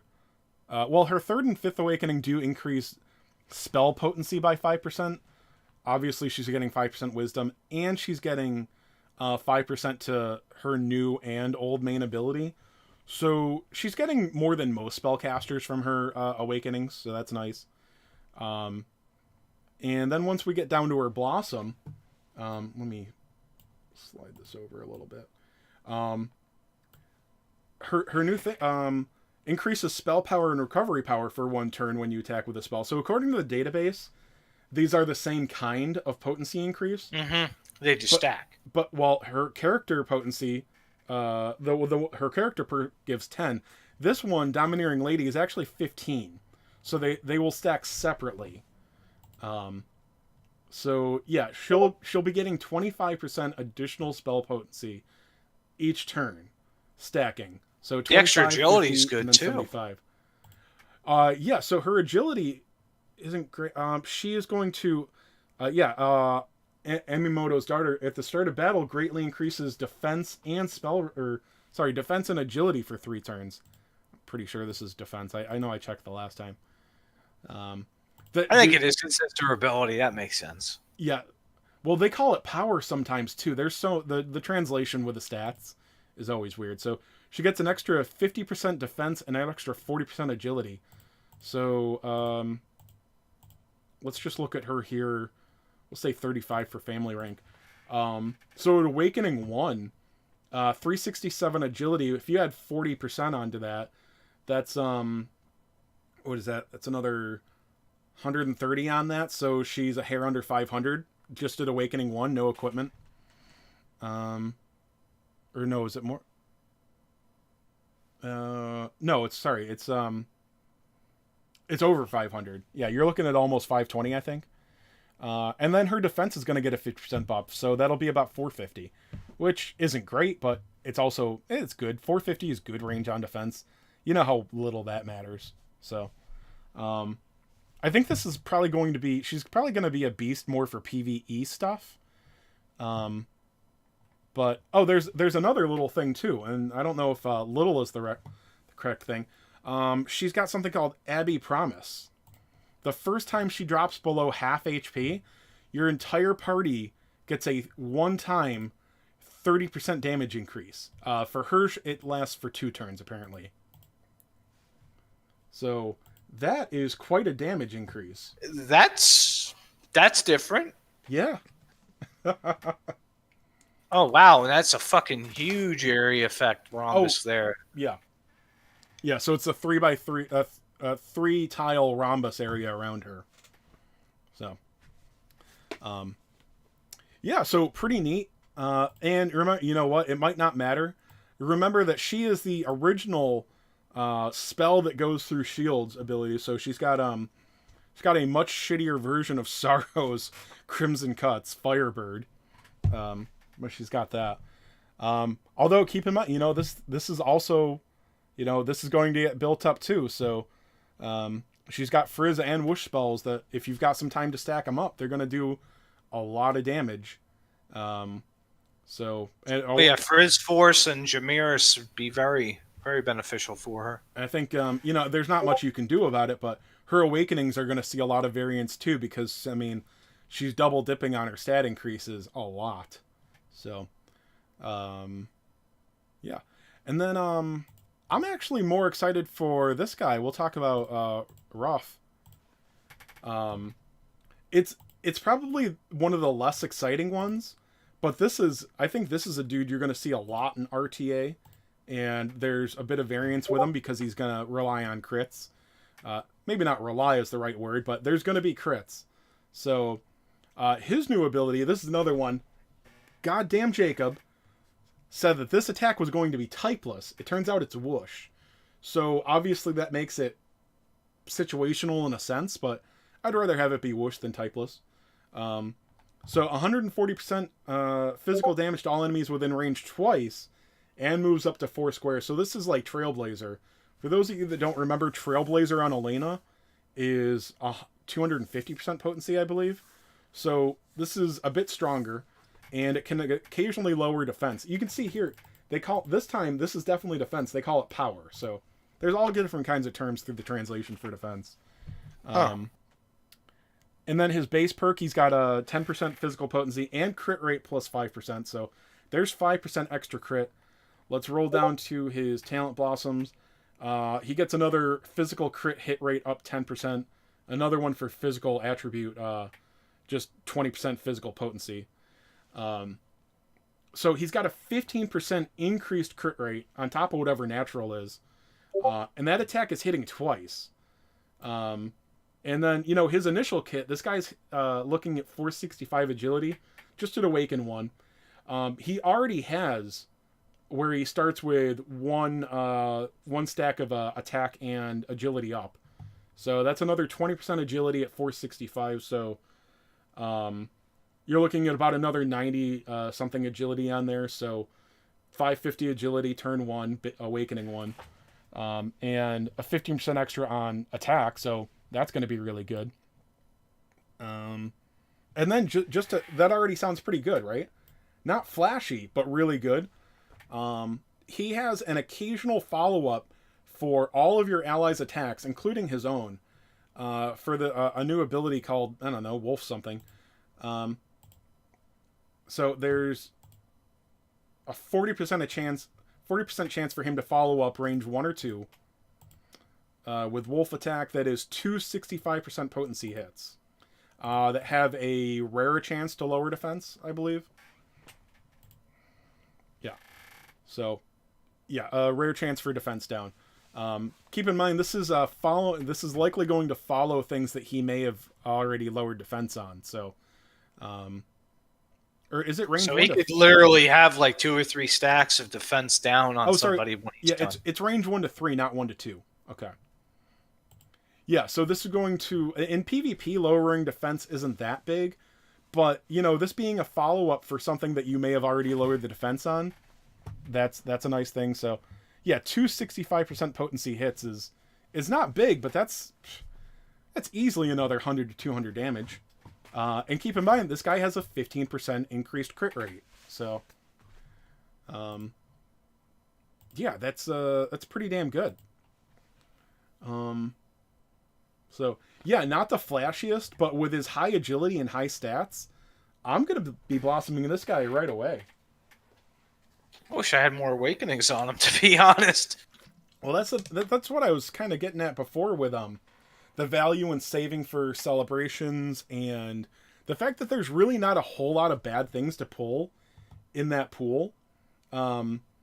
Basically like the Dragon Lords. Obviously, Kirill is a whiff. He's always been a whiff, but anything that you get that isn't blossomed right now, you're like, oh, that sucks. I got Manslayer. I got something from DQ7. During the 1.5, how disappointed would you be if you pulled Hargan? Hargan's fucking amazing to have right now. So, yeah, the DQ7 blossoms are one of the biggest things you could hope for. I don't think I got any this anniversary, but they're all useful. I think they're going to be useful in different modes. But, yeah, I really want Rough. And, another thing I've been bringing up is what do we have for whoosh damage right now? I know you've got Jamiris, but I think it's fair to say that Jamiris is a whale unit right now. Normal players probably weren't able or shouldn't able. I mean, I don't know if I'd choose Jamiris over Erdrick, even though I am not super happy with my Erdrick at 1 Awake, and I know he'll be able to do some cool things in PvE. So there's Jamiris. From what you're telling me, Jamiris is a better 1 Awaken unit than Erdrick, because at least I can agility up the team. You get Whoosh Force with Jamiris 1.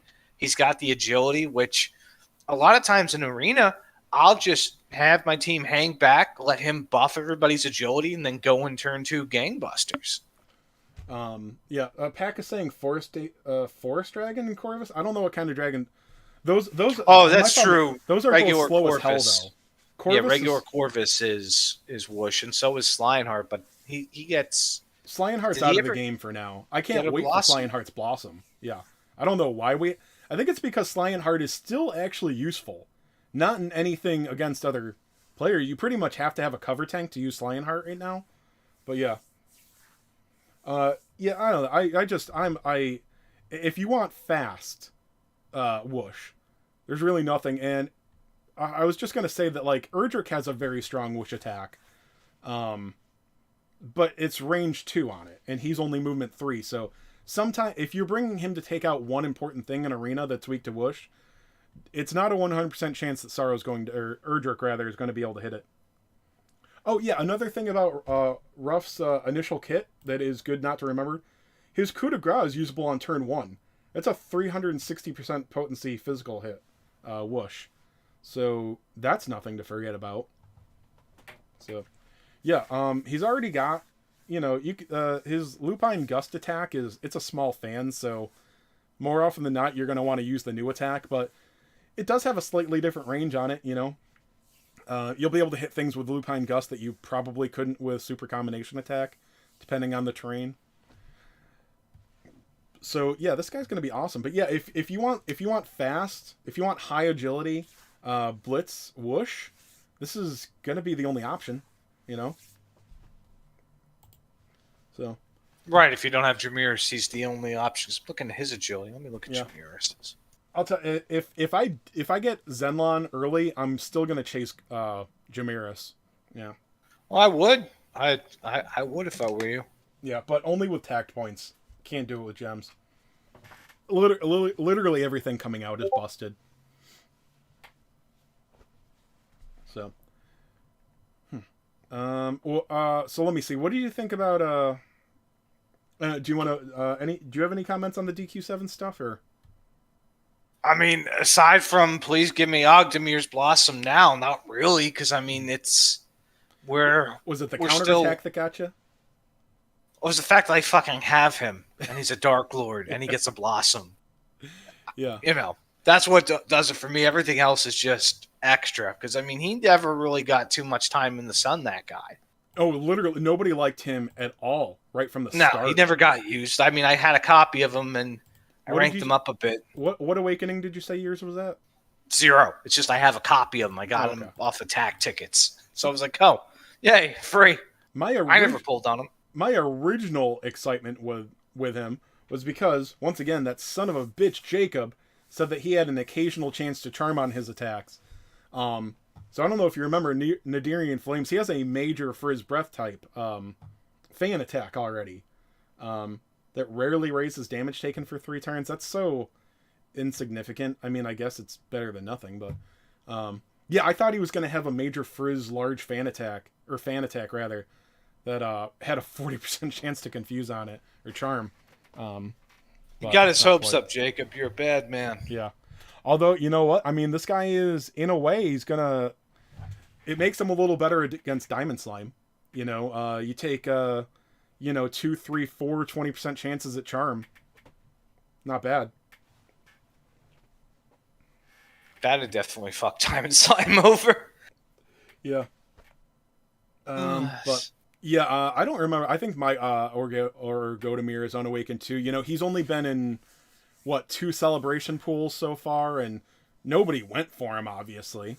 No, nobody went for him. I think they went for the other version, the demon version. Yeah. DKO was like I remember a few players were saying like, yeah, he's going to be good and he's going to be defensive. He wasn't that defensive. No, I mean Rapthorn's defensive, but not him. I chased a copy on him. I feel so stupid now. I spent gems. I spent money chasing a copy.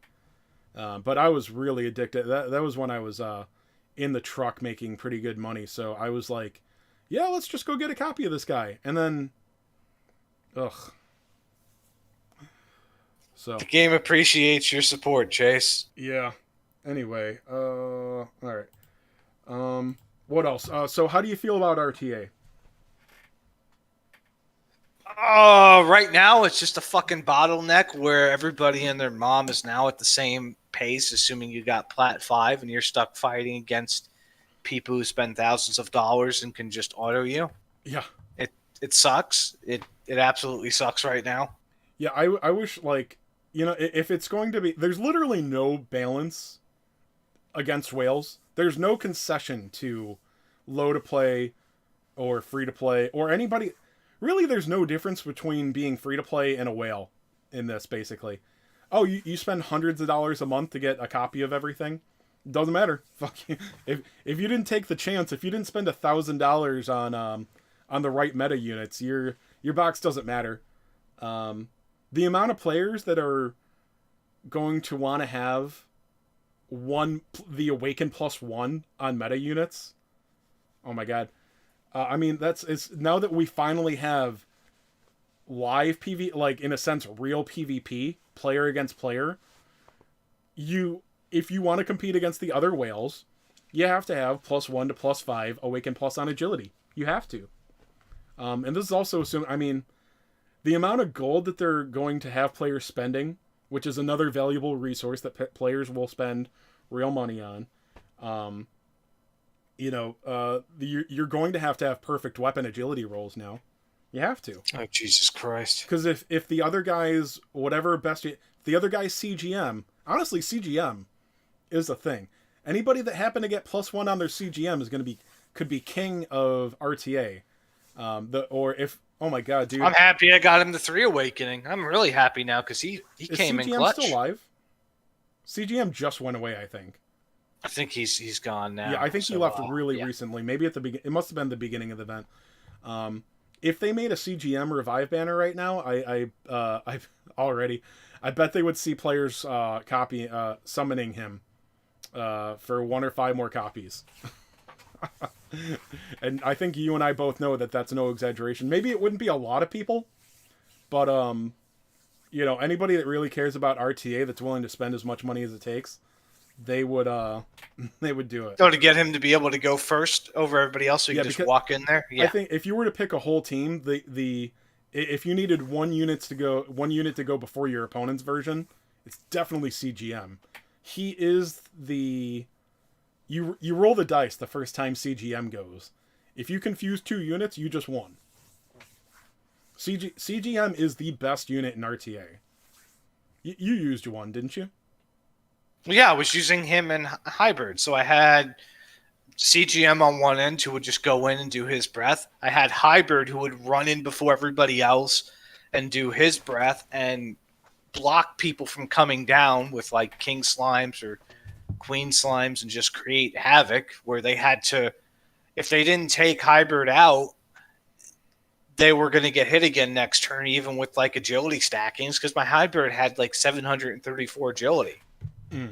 Good luck topping that. Yeah. Good luck. If your CGM goes before your opponents, that's such a big deal. So, yeah. I think you're gonna see a lot of the biggest whales. You're gonna notice +1 on the brand new units. It's fucking hilarious. It wouldn't surprise me if Game Vision goes for 5 awakens on all of his new Spotlight units. But hey man, Pack, I'm happy for you. I'm happy for Trop. But you guys literally planned your RTA team last year, so I don't really care. But yeah. I guess I'll have to finish leveling my Rose Garden. Apparently, he can be useful. Yeah, I mean, I've shredded him, but some people use him to some success. But like I said, just agility blitz might work when you just aren't against whales. I don't know. We'll find out. I think the real RTA landscape is going to look a lot different. Well, there's going to be another map for the second part, so we'll see what the new map layout looks like. Yeah. What else do we have? RTA 3.0. We talk about the crunch being over.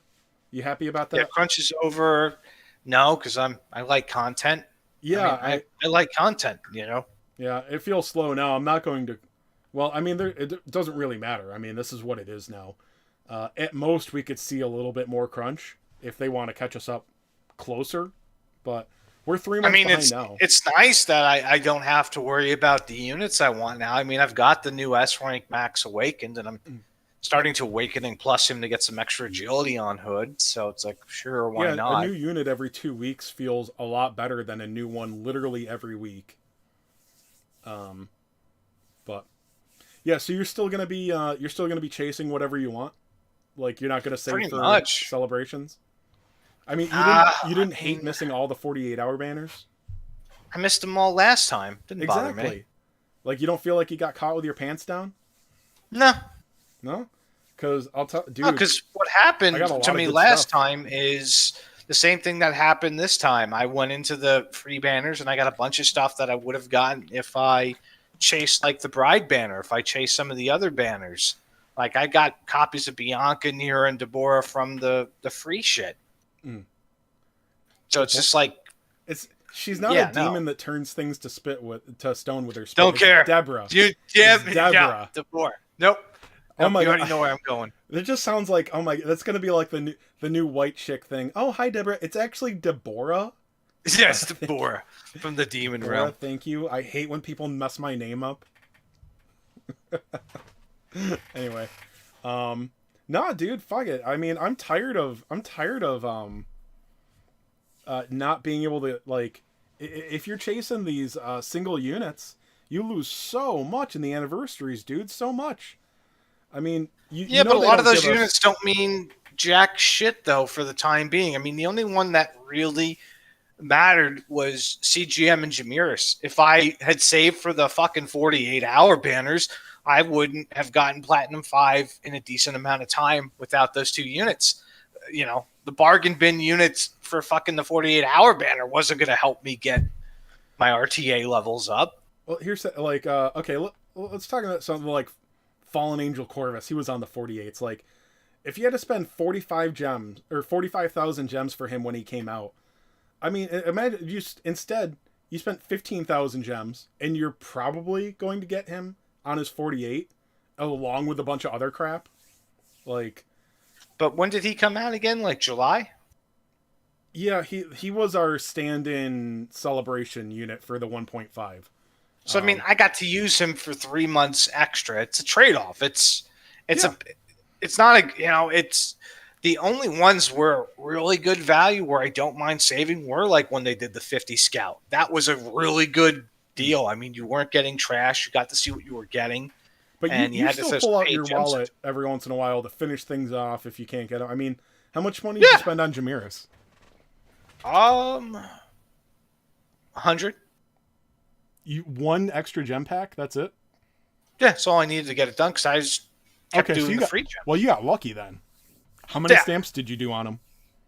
I had to do petty because you remember I got a copy of him Well- for free off the tickets, and then I had to get that's it. why. Okay. Yeah, that's what got me. If I didn't get him off the tickets, I wouldn't have even fucking bothered. Okay, that makes more sense. I forgot about that. It probably like went through. Yeah, I got him on the podcast. I'm like, oh shit, I'm gonna get fucked into spending 45K gems on this. Chasing dupes after the pity, I think is so scary. No, I don't fucking do that. No, That's whale.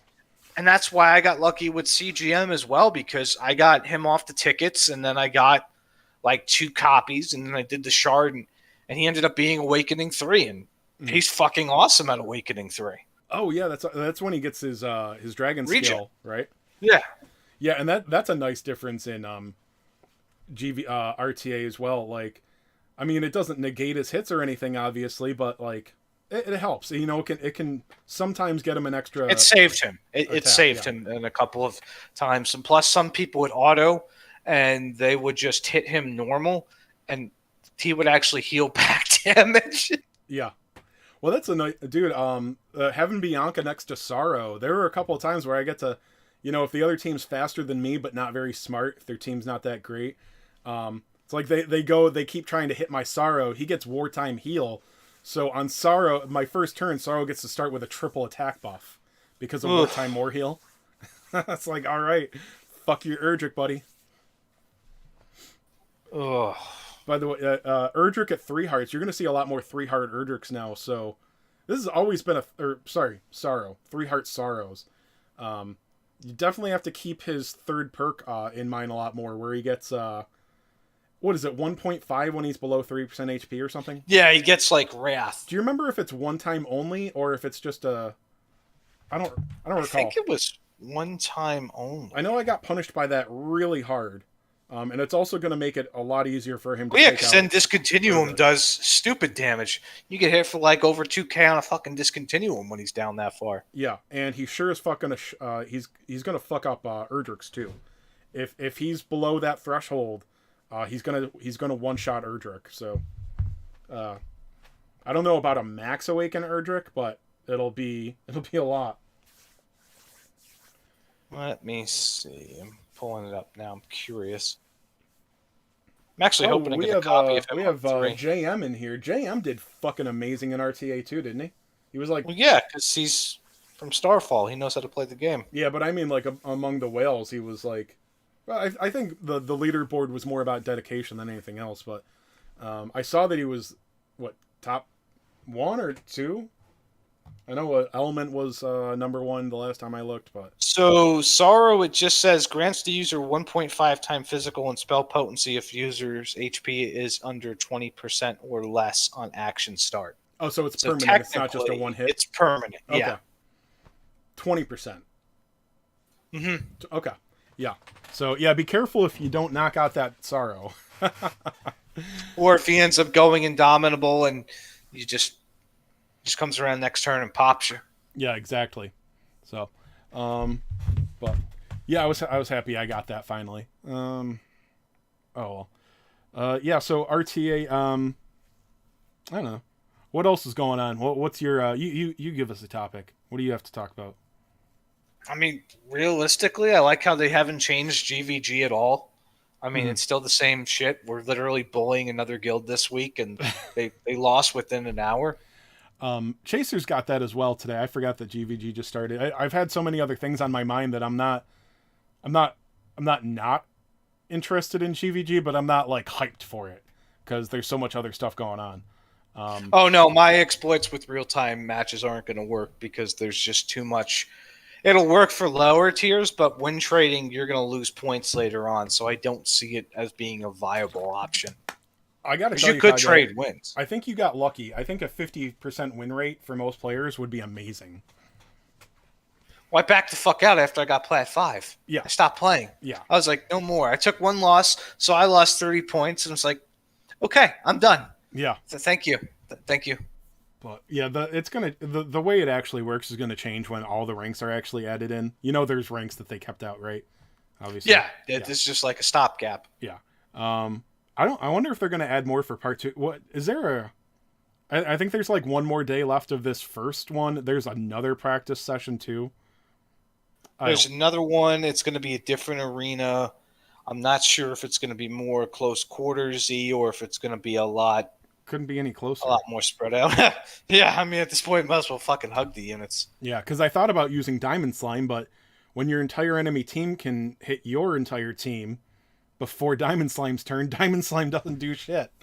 So this one's going to go until 1023. 1023 is phase 1. 1023 to 1030 is phase 2. Mm-hmm. Sorry, did you say the second one starts on 1023 as well?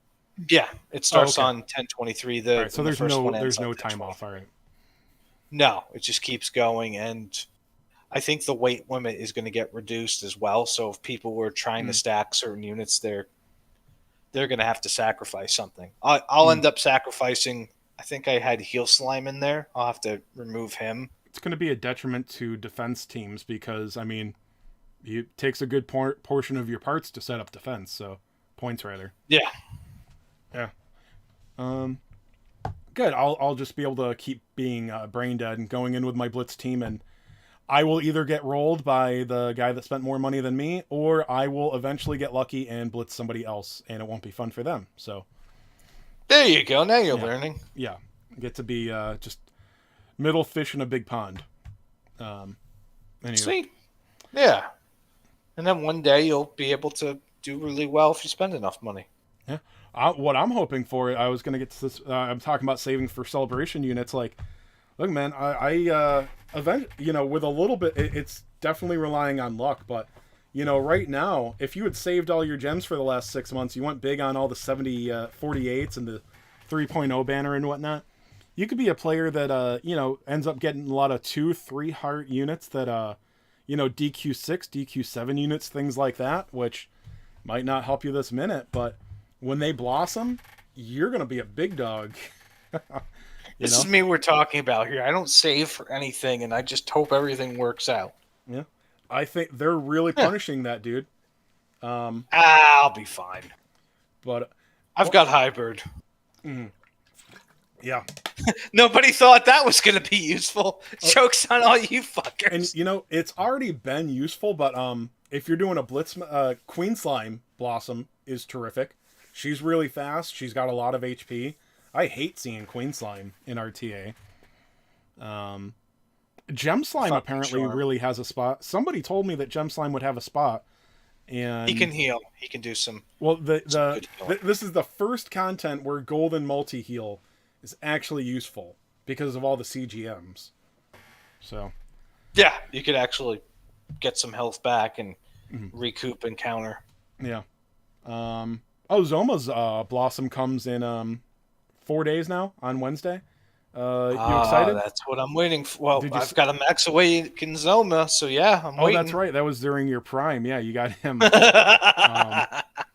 Did you save Mats for him, or are you waiting for the reset? I fucking saved Mats for him. I don't have Erdrick, so it's all going to Zoma. I didn't bother, man. Fuck that. I'll wait 5 days. I'll blossom him on the 1st.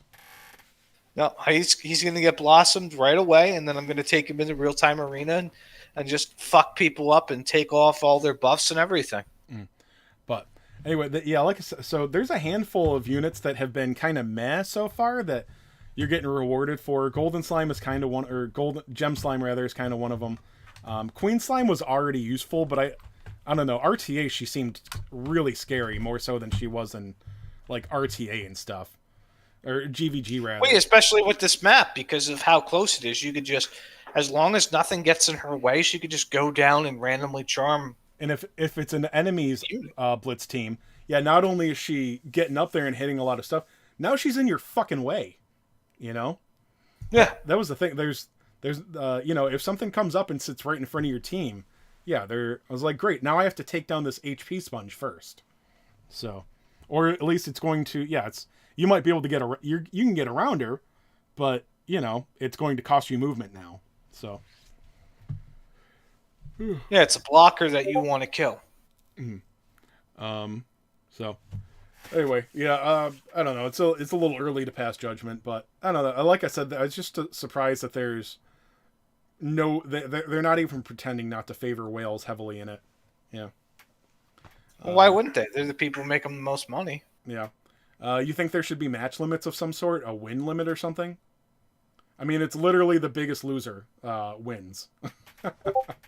I mean, realistically, after a certain point, you shouldn't be getting matched up with people of a certain rank. Like, I can't see once these other ranks are up.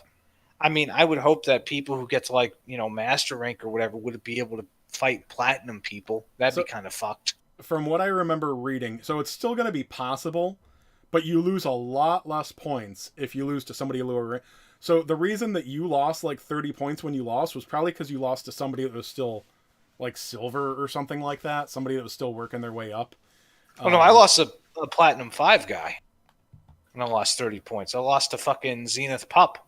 I don't think it's supposed to be that much, but I could be wrong. I thought it was. I was wondering if it was because it's platinum. I don't know, though. I just got scared, saw it, and was like, fuck this. I'm out. You're supposed to lose more if you lose to somebody lower rank, and you're supposed to not lose as much, like maybe just a couple points, if you lose to somebody that's higher rank. And it changes, too. So depending on how high they are above you.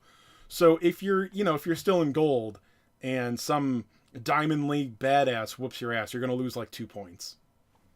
See, at least that's okay. And you that win I'm more, okay too. with. You will win more. Right. If you win, you get like 160 points. I mean, I beat somebody in Platinum 5 coming up, and I got 160 points, and I was like, oh, shit, okay. I wouldn't be... Now, right now, there's no penalty for losing in the beginning, but I think just for frustration and living in reality, however you want to put it, I can see, like, day one being just like, nope, that's whale day. That's when the whales go in, beat each other with their big old dicks, and then the scrubs, the minnows, get to come in and feed on day 2, 3, whatever. Like, because, I mean, apparently you only drop 5 ranks every time, so it might change, but, like, yeah. As long as you can get to the next tier, you're safe. It's just getting to that tier could be a fucking frustrating experience. Yeah. At the very least, the first hour, the first session, the whales are going to be the same rank as you, so you may as well just hold off. But yeah, so it's supposed to be in the future when you do like have real ranks and there's going to be higher ranks. It says that each iteration of the tournament is going to only drop you 5 levels. Like the Blossom Doors, if that makes more sense. Oh. Yeah. Okay. So if you end up at Master 1, you go back to like Master 5. Well, yeah, whatever is 5 levels below that, I guess. Which I get. Yeah. So there's, knowing that, I forget. 1. Yeah, there's 5 parts in a rank, so I guess you would probably drop to the highest of the rank below, I guess. So what I just described probably isn't going to be a thing after the first one, but yeah, like for the very first day of real RTA, just fucking save yourself the effort day 1. Because the whales are still going to get there in their day 1. The PvP diehards are still going to go in there. They're still going to beat their heads against I just don't get why people are still grinding this out if they're not going to gain anything from the extra points. That confuses the fuck out of me. Why are people still going for perfect scores in regular arena? It's just a dick measuring contest. Yeah. I mean, there's no point. I mean, in comparison, there's a point to normal arena, but no, there's no point in normal arena. I mean, you need more. You need more coins. Honestly, I'm getting to the point where I'm thinking about getting some of those Omni materials. Do they have S rank ones in there? Yeah, they have S rank Omni. They do. There's a couple of weapons that I would like to S roll. You know that shitty alchemy stone dungeon that they force on us every month or two now. Ugh. it would look exciting, like, oh, I can get Omni Alchemy Stones here, but it's like, you get the S rank ones like 1 out of 10 times, and it'll be like for a helmet or an axe or something. Yeah, Like, you're not getting what you actually want out of there. yeah, there's a You're at couple the of S mercy. rank weapons I would like to re-roll. It's like, no, I don't have any for that. I'm saving the sword ones for the RTA sword, because it's a really good HP weapon, which I won't be able to get rolls on, but I think I've got like 7 Omni S rank things, so I'm just saving them for that. But yeah, anyway, that dungeon that they force on us for Omni materials would be fun if it actually dropped good Omni materials. Nah. It's not like they don't charge a bajillion gold still. It's not like tomes where it's less gold to use the Omni materials. It's just exactly the same. You don't get better rolls. It doesn't cost less. So I can't believe they haven't changed the weapon reroll system. I went back and I realized it's that lucrative for them, though. It's it gets people to spend gold. It gets them to come in. I mean, the only thing I wish they did was if you had all these extra materials after you got a perfect roll, that you could turn those extra weapons into gold or stones or something to be used elsewhere. Because if you have 300 copies of an A rank weapon you once farmed and you've got full rainbows or whatever on it, you're not going to ever re-roll on that weapon again. I looked back through my box. I think it was after the first night of RTA. I'm like, I need some HP weapons maybe. So I looked and I realized, like, this is a weapon that I don't really use in it. It also goes up to, like, HP rolls in the 70s. Let's try this. And I can't get a triple HP weapon, man. Some of these I had a lot of copies left, so I had a lot of opportunities for rolls. Couldn't get I cannot get a triple HP weapon to save my life.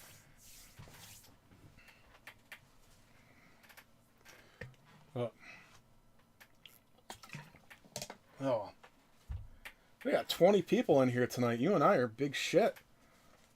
Yeah, I'm actually not sure why Pack stopped doing Arena Watch podcast. You can get Nibs to come co-host. He's free.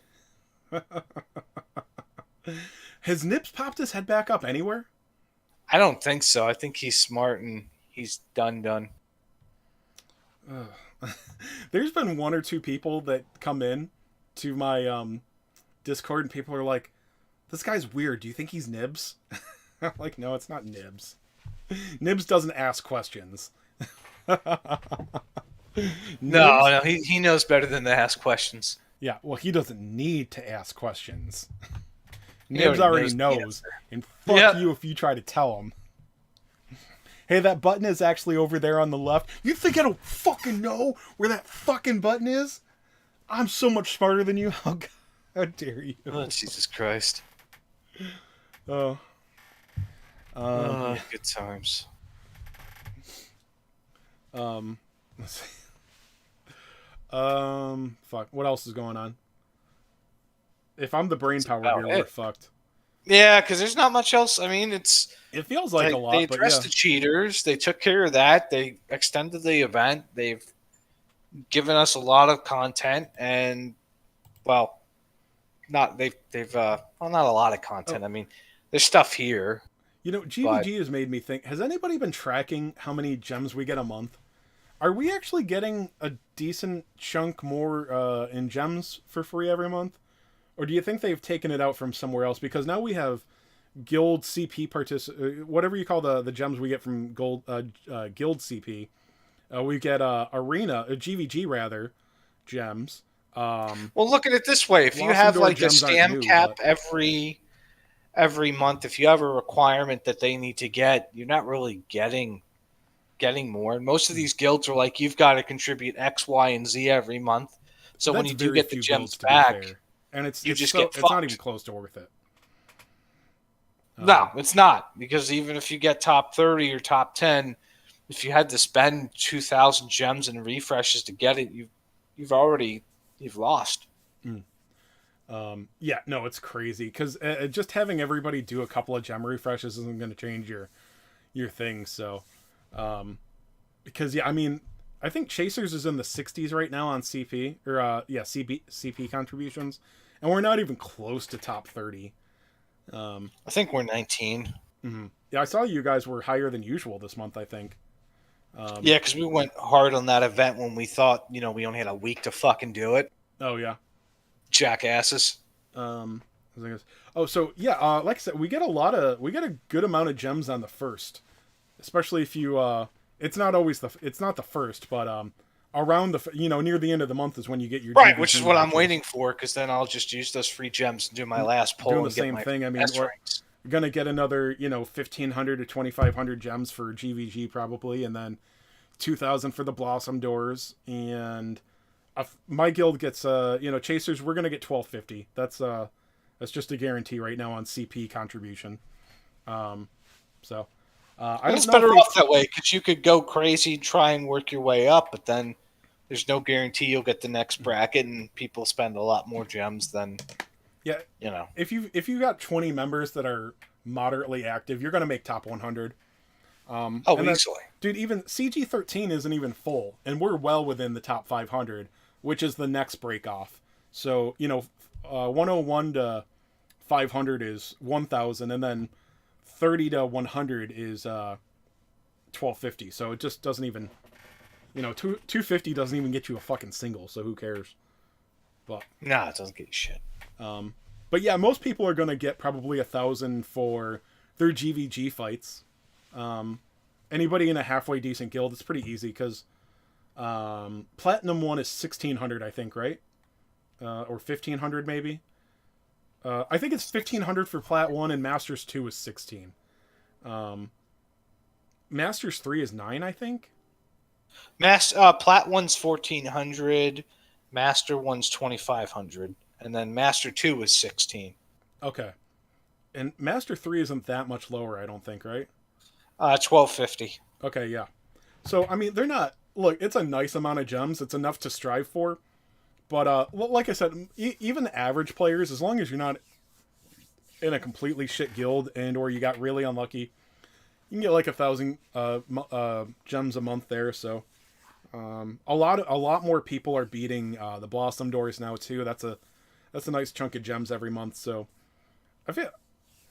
I want to say that I think gems per month are going up, but they could very easily just give us less gems in other places where we don't realize. Like, they give us very small pockets of gems intermittently, Well, yeah, I mean, there's some stages where instead of gems, you get just like drops or something, and they take out from there. Or some games, after a while, what they do is they diminish the rewards.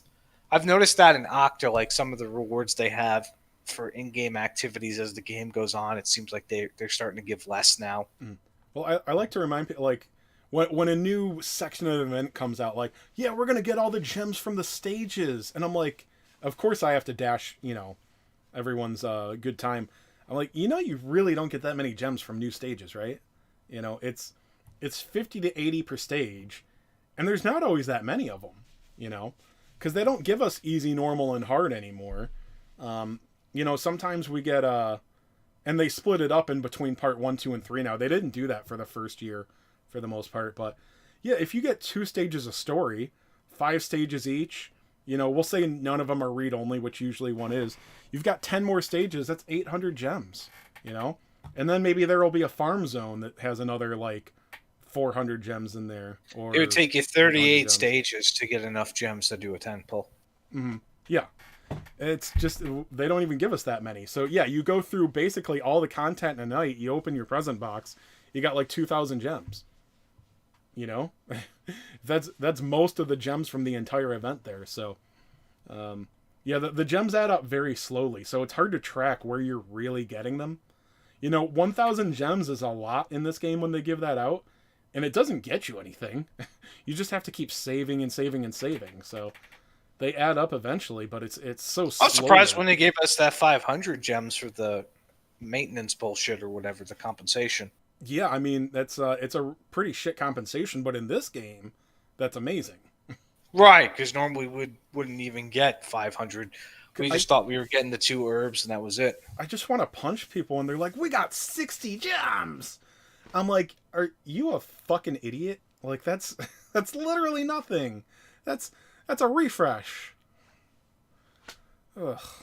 Well, they could have given us nothing. I'd rather they gave us nothing. I'd rather have nothing.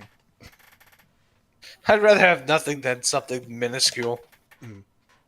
Oh well. Because if you bitch and you get more, and obviously us complaining and things have gotten at least something more, so it works to some extent.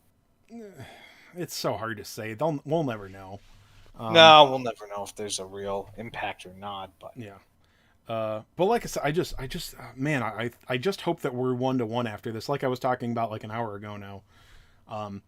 Like we're not, we know that whenever they change anything, it's worse for global, right? I mean, no exaggeration there. They've never made a change that was good for us. So just copy paste, please.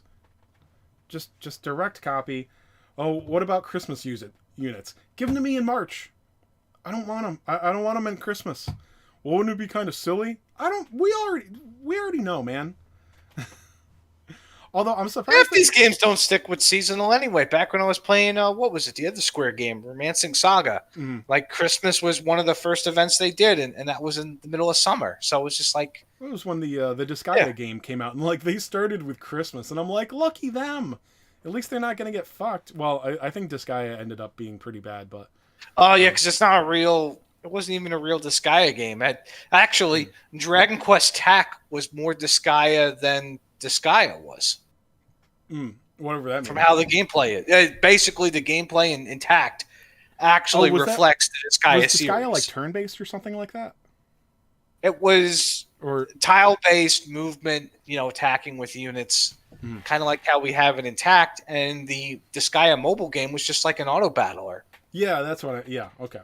Yeah, it was shit. Yeah. That's a lot of them, and some of those are really popular. What I don't understand are the gachas about that are all about the big titty waifus. But that's only their card art, and in battle they're just SNES sprites. Yeah, I don't get any of that. Like it's like, oh, here's this, she doesn't have any clothes on. She's SSR rank. She's really good. And the fucking advertisements all do the same thing. I didn't have to spend $1 to get you this. I just put this code in. Like, bull fucking shit. Yeah. Fuck. Let me see. I always feel like, man. I always feel like I just about had a point, but.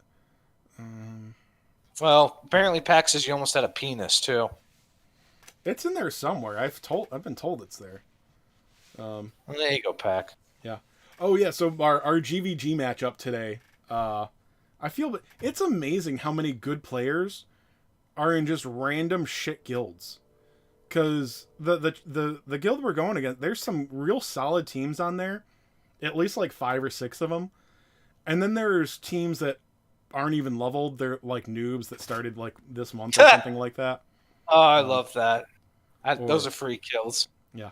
Oh, by the way, dude, I've got more new players in my Discord than ever before. I don't know about you on your end, although I've made. I just don't bother.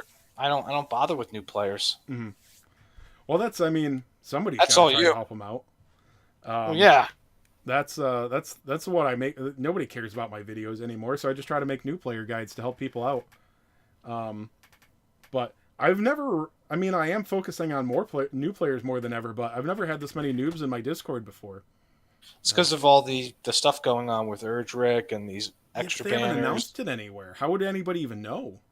There's no advertising. They send out some emails once in a while. That's about the extent of their marketing. Yeah, sometimes I'll get a Dragon Quest email, and if you're on the chain, and you'll find out some other shit. It's either one of their IPs or they're trying to sell you random Final Fantasy VII figurines. Oh, okay. Oh, I get the Final Fantasy VII ones, and they're I mean, I like FF7, but those things are. I'm not paying $130 for a fucking cross-dressing Cloud. Sorry, that's one of the cheaper ones, man. Yeah, I know. Well, probably because he's cross-dressing. They took $70 off. Pack Demon, you guys got TWR round 1? Oh, wow. Better you than some other guy, I guess. Fuck.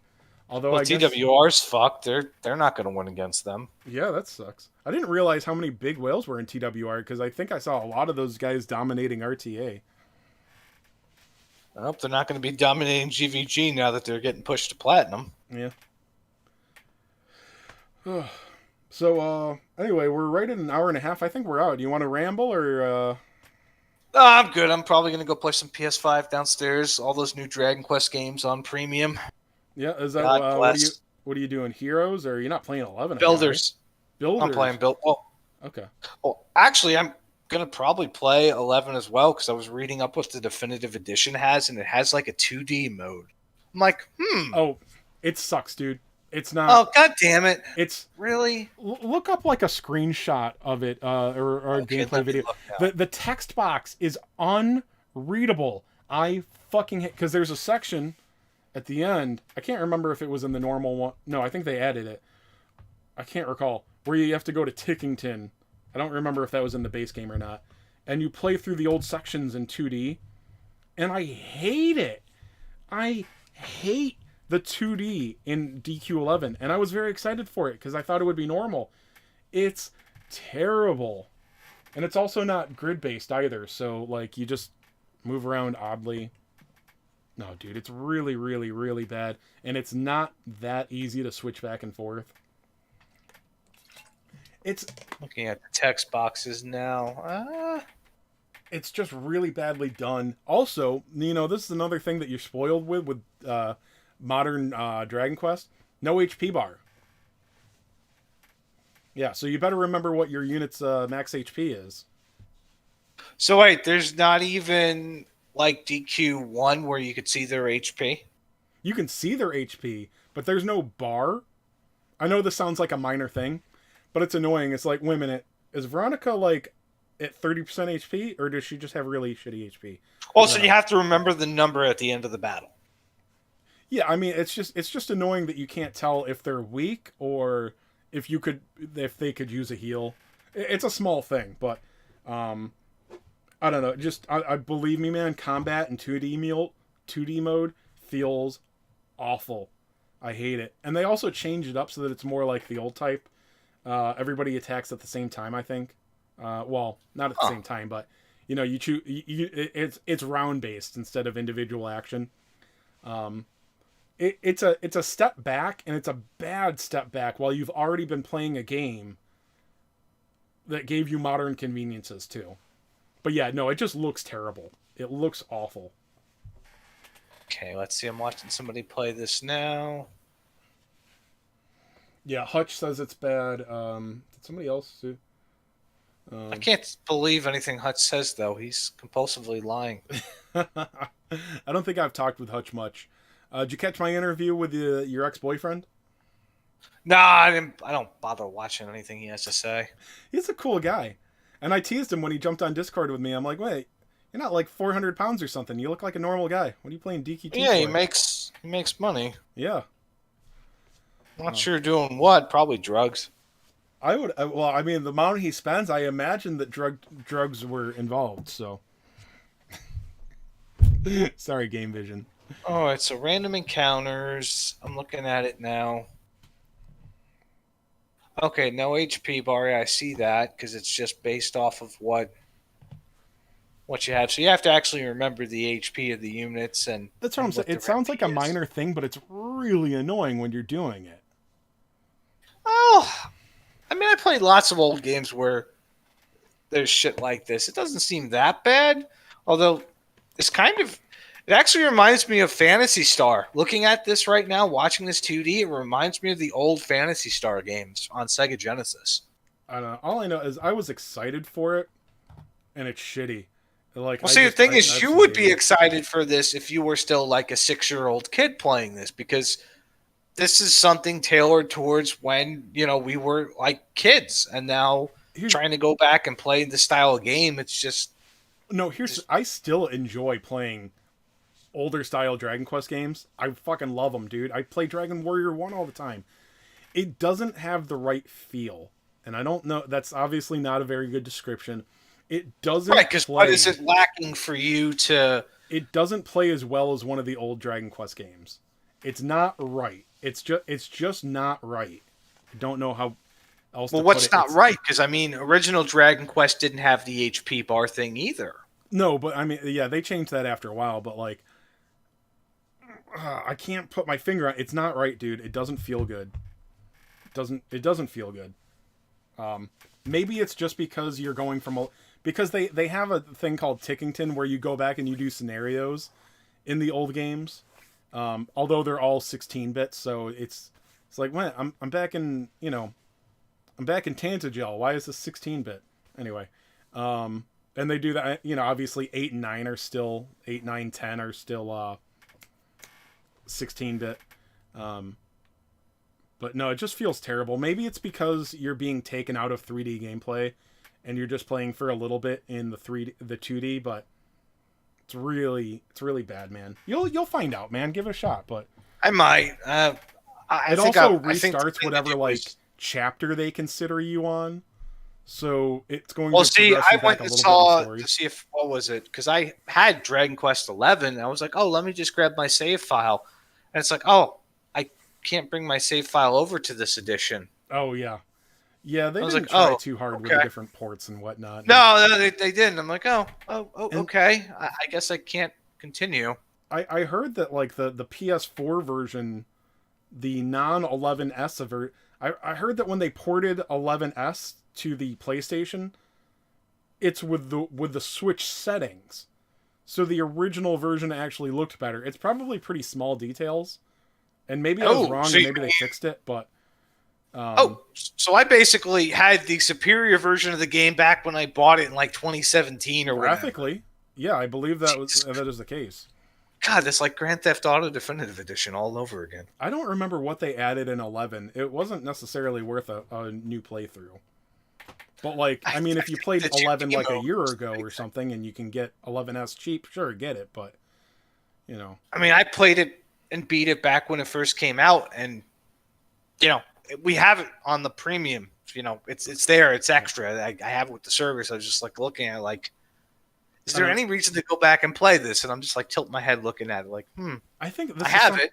They're starting to do this to milk more money from RPGs, too. Like, Persona 5 Royal not being an update, like them making it an entirely new game. Like, look, here's the thing.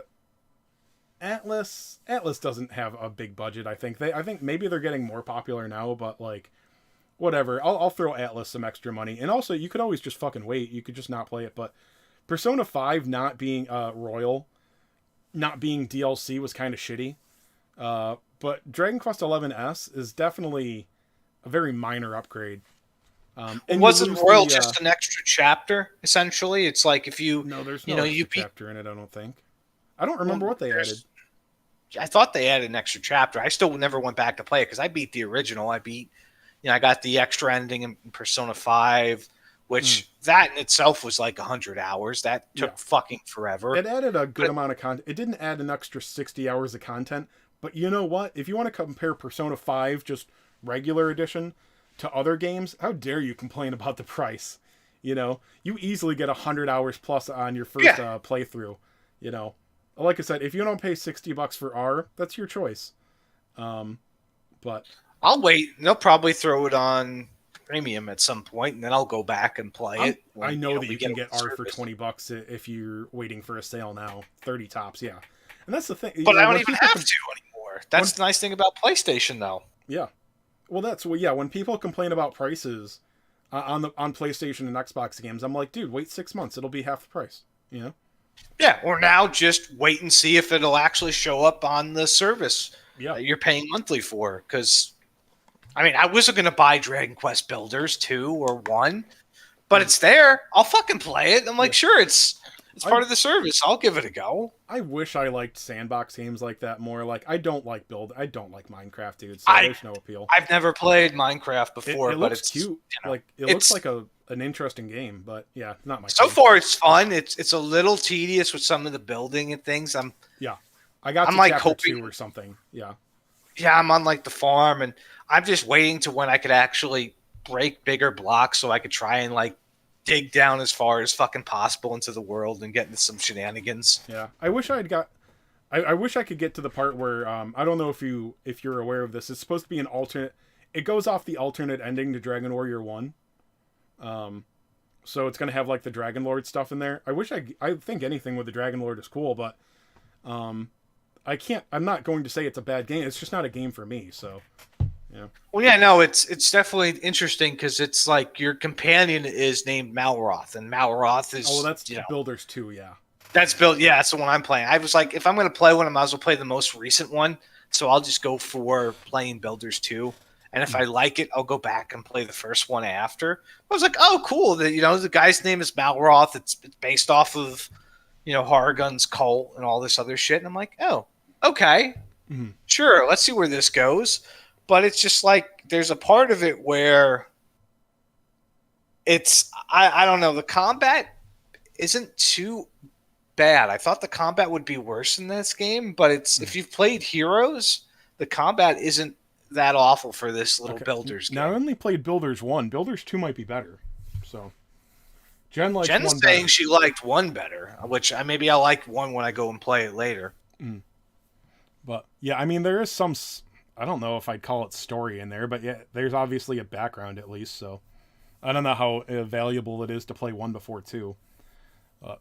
It's one of those things where you know what? Fuck it, I'll play it later. It's just Jen saying the story is good, so I'll go back and play it later because it doesn't look like, from what I've played so far, they mentioned 1 at all. So it seems like it's kind of like 2 different stories. It's kind of like Zelda games, where Zelda games are all over the place and they're all their own self-contained stories. By the way, did you realize that the 3.0 event was a contest? Because it turns out it was, and Jen won. Jen won 3.0. Yeah. What? How'd she win? Jen, tell him. Tell him what you did. Tell him what you got. There's going to be a delay. It's going to take. Jen got... Dude, I think... I'll put it this way. She jumped like 100 or 200 CP slots. Which is obviously the most important thing that you can go for in this game. What did she do? Did she send Malcolm some photos? You know what? I never thought about accusing her of whoring herself, but that's honestly like the most likely scenario.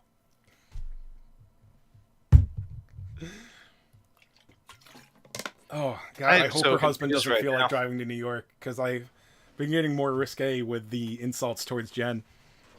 Anyway, dude, she got like, I don't know, 30 new units or something like that. No, I'm exaggerating, but not by much. Okay, so she just had some really good luck with pulling shit. Oh, I thought that was obvious by now. Yeah, she pulled a ludicrous amount of copies of Awakenings and new units.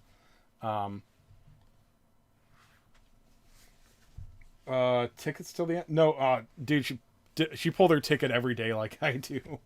She I don't posts them all on her that YouTube shit. I just channel. go. Jen, I just go for it. Did you post the last day yet? I was actually looking on my YouTube subs. I'm like, where the fuck is Jen's video? How many units is Jen missing though in the almanac? A lot less now. A lot less. I think she got 2 copies of Fallen Angel Corvus, I think, but she didn't have it. So, do you have Fallen Angel Corvus yet, Kage? Yeah, I've had him since. So it's dual July. that you can't get. I actually got him during the event. So I got Dolmagus, I got Hargon. Okay. Yeah. Hargon? I cleaned up pretty well. Yeah, I got Hargon as well, and I blossomed him a little bit just to... Well, is he awakened, or you just got a copy of Hargon? Just got a copy. Okay. Yeah. Sadly. That was I drew my Awakening, I think it was Awakening 1 on Hargon during the 1.5, and even knowing about his Blossom, I was heartbroken for 1 second. And I was like, oh no, wait, this is literally what I wanted more than anything else. Oh, you put your video up a while ago? Yeah. By the way, there's like 3 people that make content for this game, and unfortunately 2 of them are Kage and I. So make sure you guys go sub to Cygnus Jen. Jen, throw a link up in the chat. Go sub to Jen. Her videos aren't as good as mine, but she's trying. Shut up, Kage. My videos are better than yours, too. You suck. Yeah, I don't care. I don't do this for a living. Yeah. Well, I think you're going to be sucking a lot this week. You said the wife's gone? She's gone. I mean, I'm here with the 7 pets, so it's just like I'm going to go sit downstairs, play some PS5 until 4 a.m., pass out, and get some Korean barbecue later tomorrow. That's the extent of my plans. Sounds good. Okay. Fuck you. That's actually making me hungry. Yeah. Okay. There in the description, that's a link to Jen's channel. So, yeah, I gotta pee. You just made me hungry, so I'll call it a night. Yeah, so I mean, before I go, in terms of new units, I got Godwind, I got Mordegon, Hargon, Dolmagus, Angelo, in terms of like noteworthy ones, and then I got a bunch of A. I even got Terry. I got Terry's not going to be bad because he's going to get his blossom. Dude, I'm missing At 4 some A point. ranks now. I just want to have all the A ranks. That would be cool. And one of them is in the general pool, so I'm missing like three A ranks that I can't get in the general I'm pool. missing 42 units in the almanac right now, so I cleaned up. I got like 15 new units I didn't have. Yeah, I think I topped at like 97 or 99 on the CP board, but you know, then other people got stuff they were missing too. So. Oh yeah, no, you're gonna. But people are gonna be jumping up all over the place. I'm just lucky to be top 200 still without spending like a fucking psycho. yeah. Oh, you farming gold weekend dungeon? I have to because I bought out most of the gold store for the fuck of it. Oh, that's right. You still don't want gold. Although, well, so you said you're down to a 500,000 gold. Yeah, 400k right now. You might wanna pass on Erdrick because you can't afford them. Yeah, well, I might not get Erdrick, so there's that too. Yeah. Might go for Zenlong first. We'll see. See what happens. Yeah. All right. Well, now I gotta put my dick pic on the screen too. How many units am I missing in the almanac? I think it's like 1 page. That's not bad. Yeah. So how many? 21. And That's not bad at all. 3 of them are die units, the S rank. So. Oh well, you're never gonna see those again. Yep.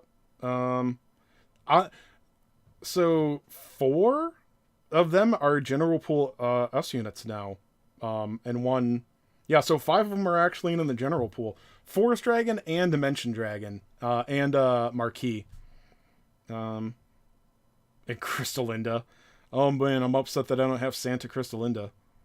Well, you have a chance to get her now. For some reason, they finally decided to put her in there. But it's fun. You know, a couple people asked about Godwin. And they're like, "Is Godwin good?" And I'm like, honestly, nobody knows because nobody even read the text on that unit.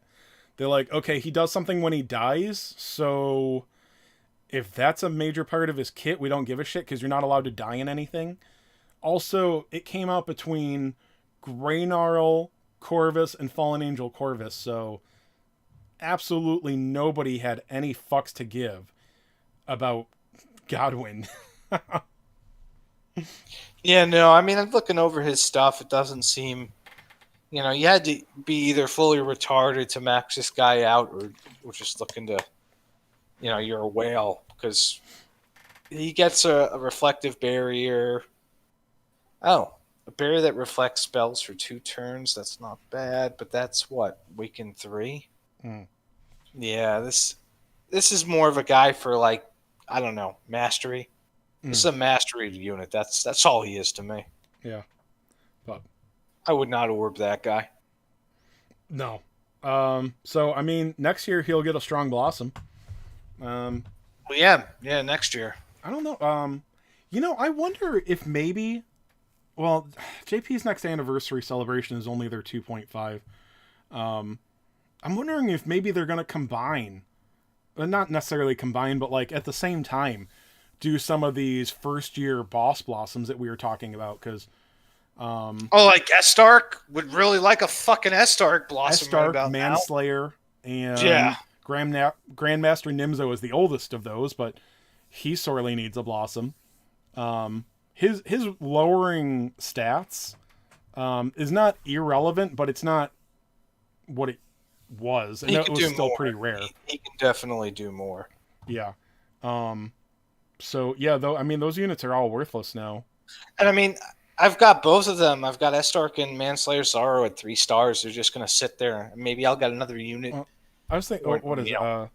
Estark? Okay, Estark needs a blossom, but anybody that says Estark is did I call him useless before? I think I confuse Sorrow and Manslayer and Estark. Estark is still useful. It's his range that's a huge issue. Estark can still knock some heads around. He just got replaced in Blossom. I mean, he used to have a really good place in floor 25 at Blossom. He was really good there, but then as all these better units came along, it's like, well, There's no reason to bring him anymore. We get a giant boss battle that's weak to Zam or even type neutral. That'd be nice. I don't get those anymore. Yeah, I know. And what was annoying was they were giving them to us like back to back for a while or every other event. And I'm like, fucking knock them off. Just like got bored or they fired the guy who makes big units and they're like, well, we don't need you anymore. We're just going to go to 8 units in a fucking map now. Yeah. Well, I would imagine that they would hate the big unit guy. But, haha, dick joke. Yeah, it's like, okay, we haven't had one of these for like 6 months now. Give us another one. But, oh, well, anyway, yeah, they really need to blossom some of those guys. They're getting so old now. Because we've blossomed most of the first year of the game now at this point in JP. Even Dread Dragon got a blossom. Yeah. So, I mean, JP is 2.25 years into their in right now. You know, they're 2 years and 3 months, just about. And the DQ7 was, well, so it was just DQ7 was followed up directly by 6, right? You had Dragon after. Did Dragon come after 6? They already blossomed those guys, though. Yeah, they were all blossomed at this point. I mean, the only things that really got neglected are like the random story A ranks haven't gotten any blossoms. Like Mucifer, he never got a blossom. Any of the other units, I don't think. I mean, did they? Man, you really got to reward people that went for Mucifer. It's just not. It's not fair. Yeah. So okay. So things that came after. Yeah. So they did the dragons. They did DQ7. If they were to go in release order, the beast units, Marquis and Hellsguard, are due for one after 7. But yeah, and then it's Barbados, and then so after DQ7 it was just the beasts and Barbados before 6. So like I said, it can't be terribly long till 6. Maybe another 2 months tops. Obviously, that's not a guarantee. But there's only 2 more in the general pool that need to get blossomed from the original pool. It's Troll and Emperor Slime. Yep. Those are the only 2 left, and then I don't think they've blossomed anything after that, right? Because the timing of things that get blossomed is not always, they've jumped ahead a couple of times, but right. Sometimes we get things a little bit earlier when they blossom them or they get packaged in with some other stuff. Yeah, I forget. I mean, if looking at the JP timeline of where we are, I mean, we're basically 2 years into the game now, even though it's only a year and a half, but a year and 3/4. But yeah, so they haven't blossomed anything past the 1 year. So anyway, yeah. So I mean, I guess I don't see why they wouldn't blossom the beast units next. And maybe they just skipped right to 6, but yeah. We'll see. I'm just hoping that some of my other older units get some blossoms, because Zoma being upgraded was fucking nice. Zoma's going to be a good addition. Yeah. I guess I'm glad that they've slowed down a little bit, so I mean we can actually. I don't know. It's just never enough blossom. I just go and play other shit. I just go and like, well, I'm gonna go play some other games today. Yeah. What do you play? You said you're gonna play Dragon Quest. Yeah. You done with Evolution? What's Evolution? Gundam. No. I finished the season pass. I get on sometimes and play, but I'm done with the season pass, and unless they add new units, it's just kind of waiting around. Yeah. But there's not much incentive to play. The only incentive right now is to log in for the beginner bonus, where you finish all the tasks and then you have to wait 8 days to get the fucking reward. Well, all right. Well, anyway, yeah. So I'm tired, bored, hungry, gotta pee. Let's sign off. Yeah, we're good for today. All right. I know that's a terrible ending, but yeah, I gotta pee. Bye, Mau Mau. Later, guys.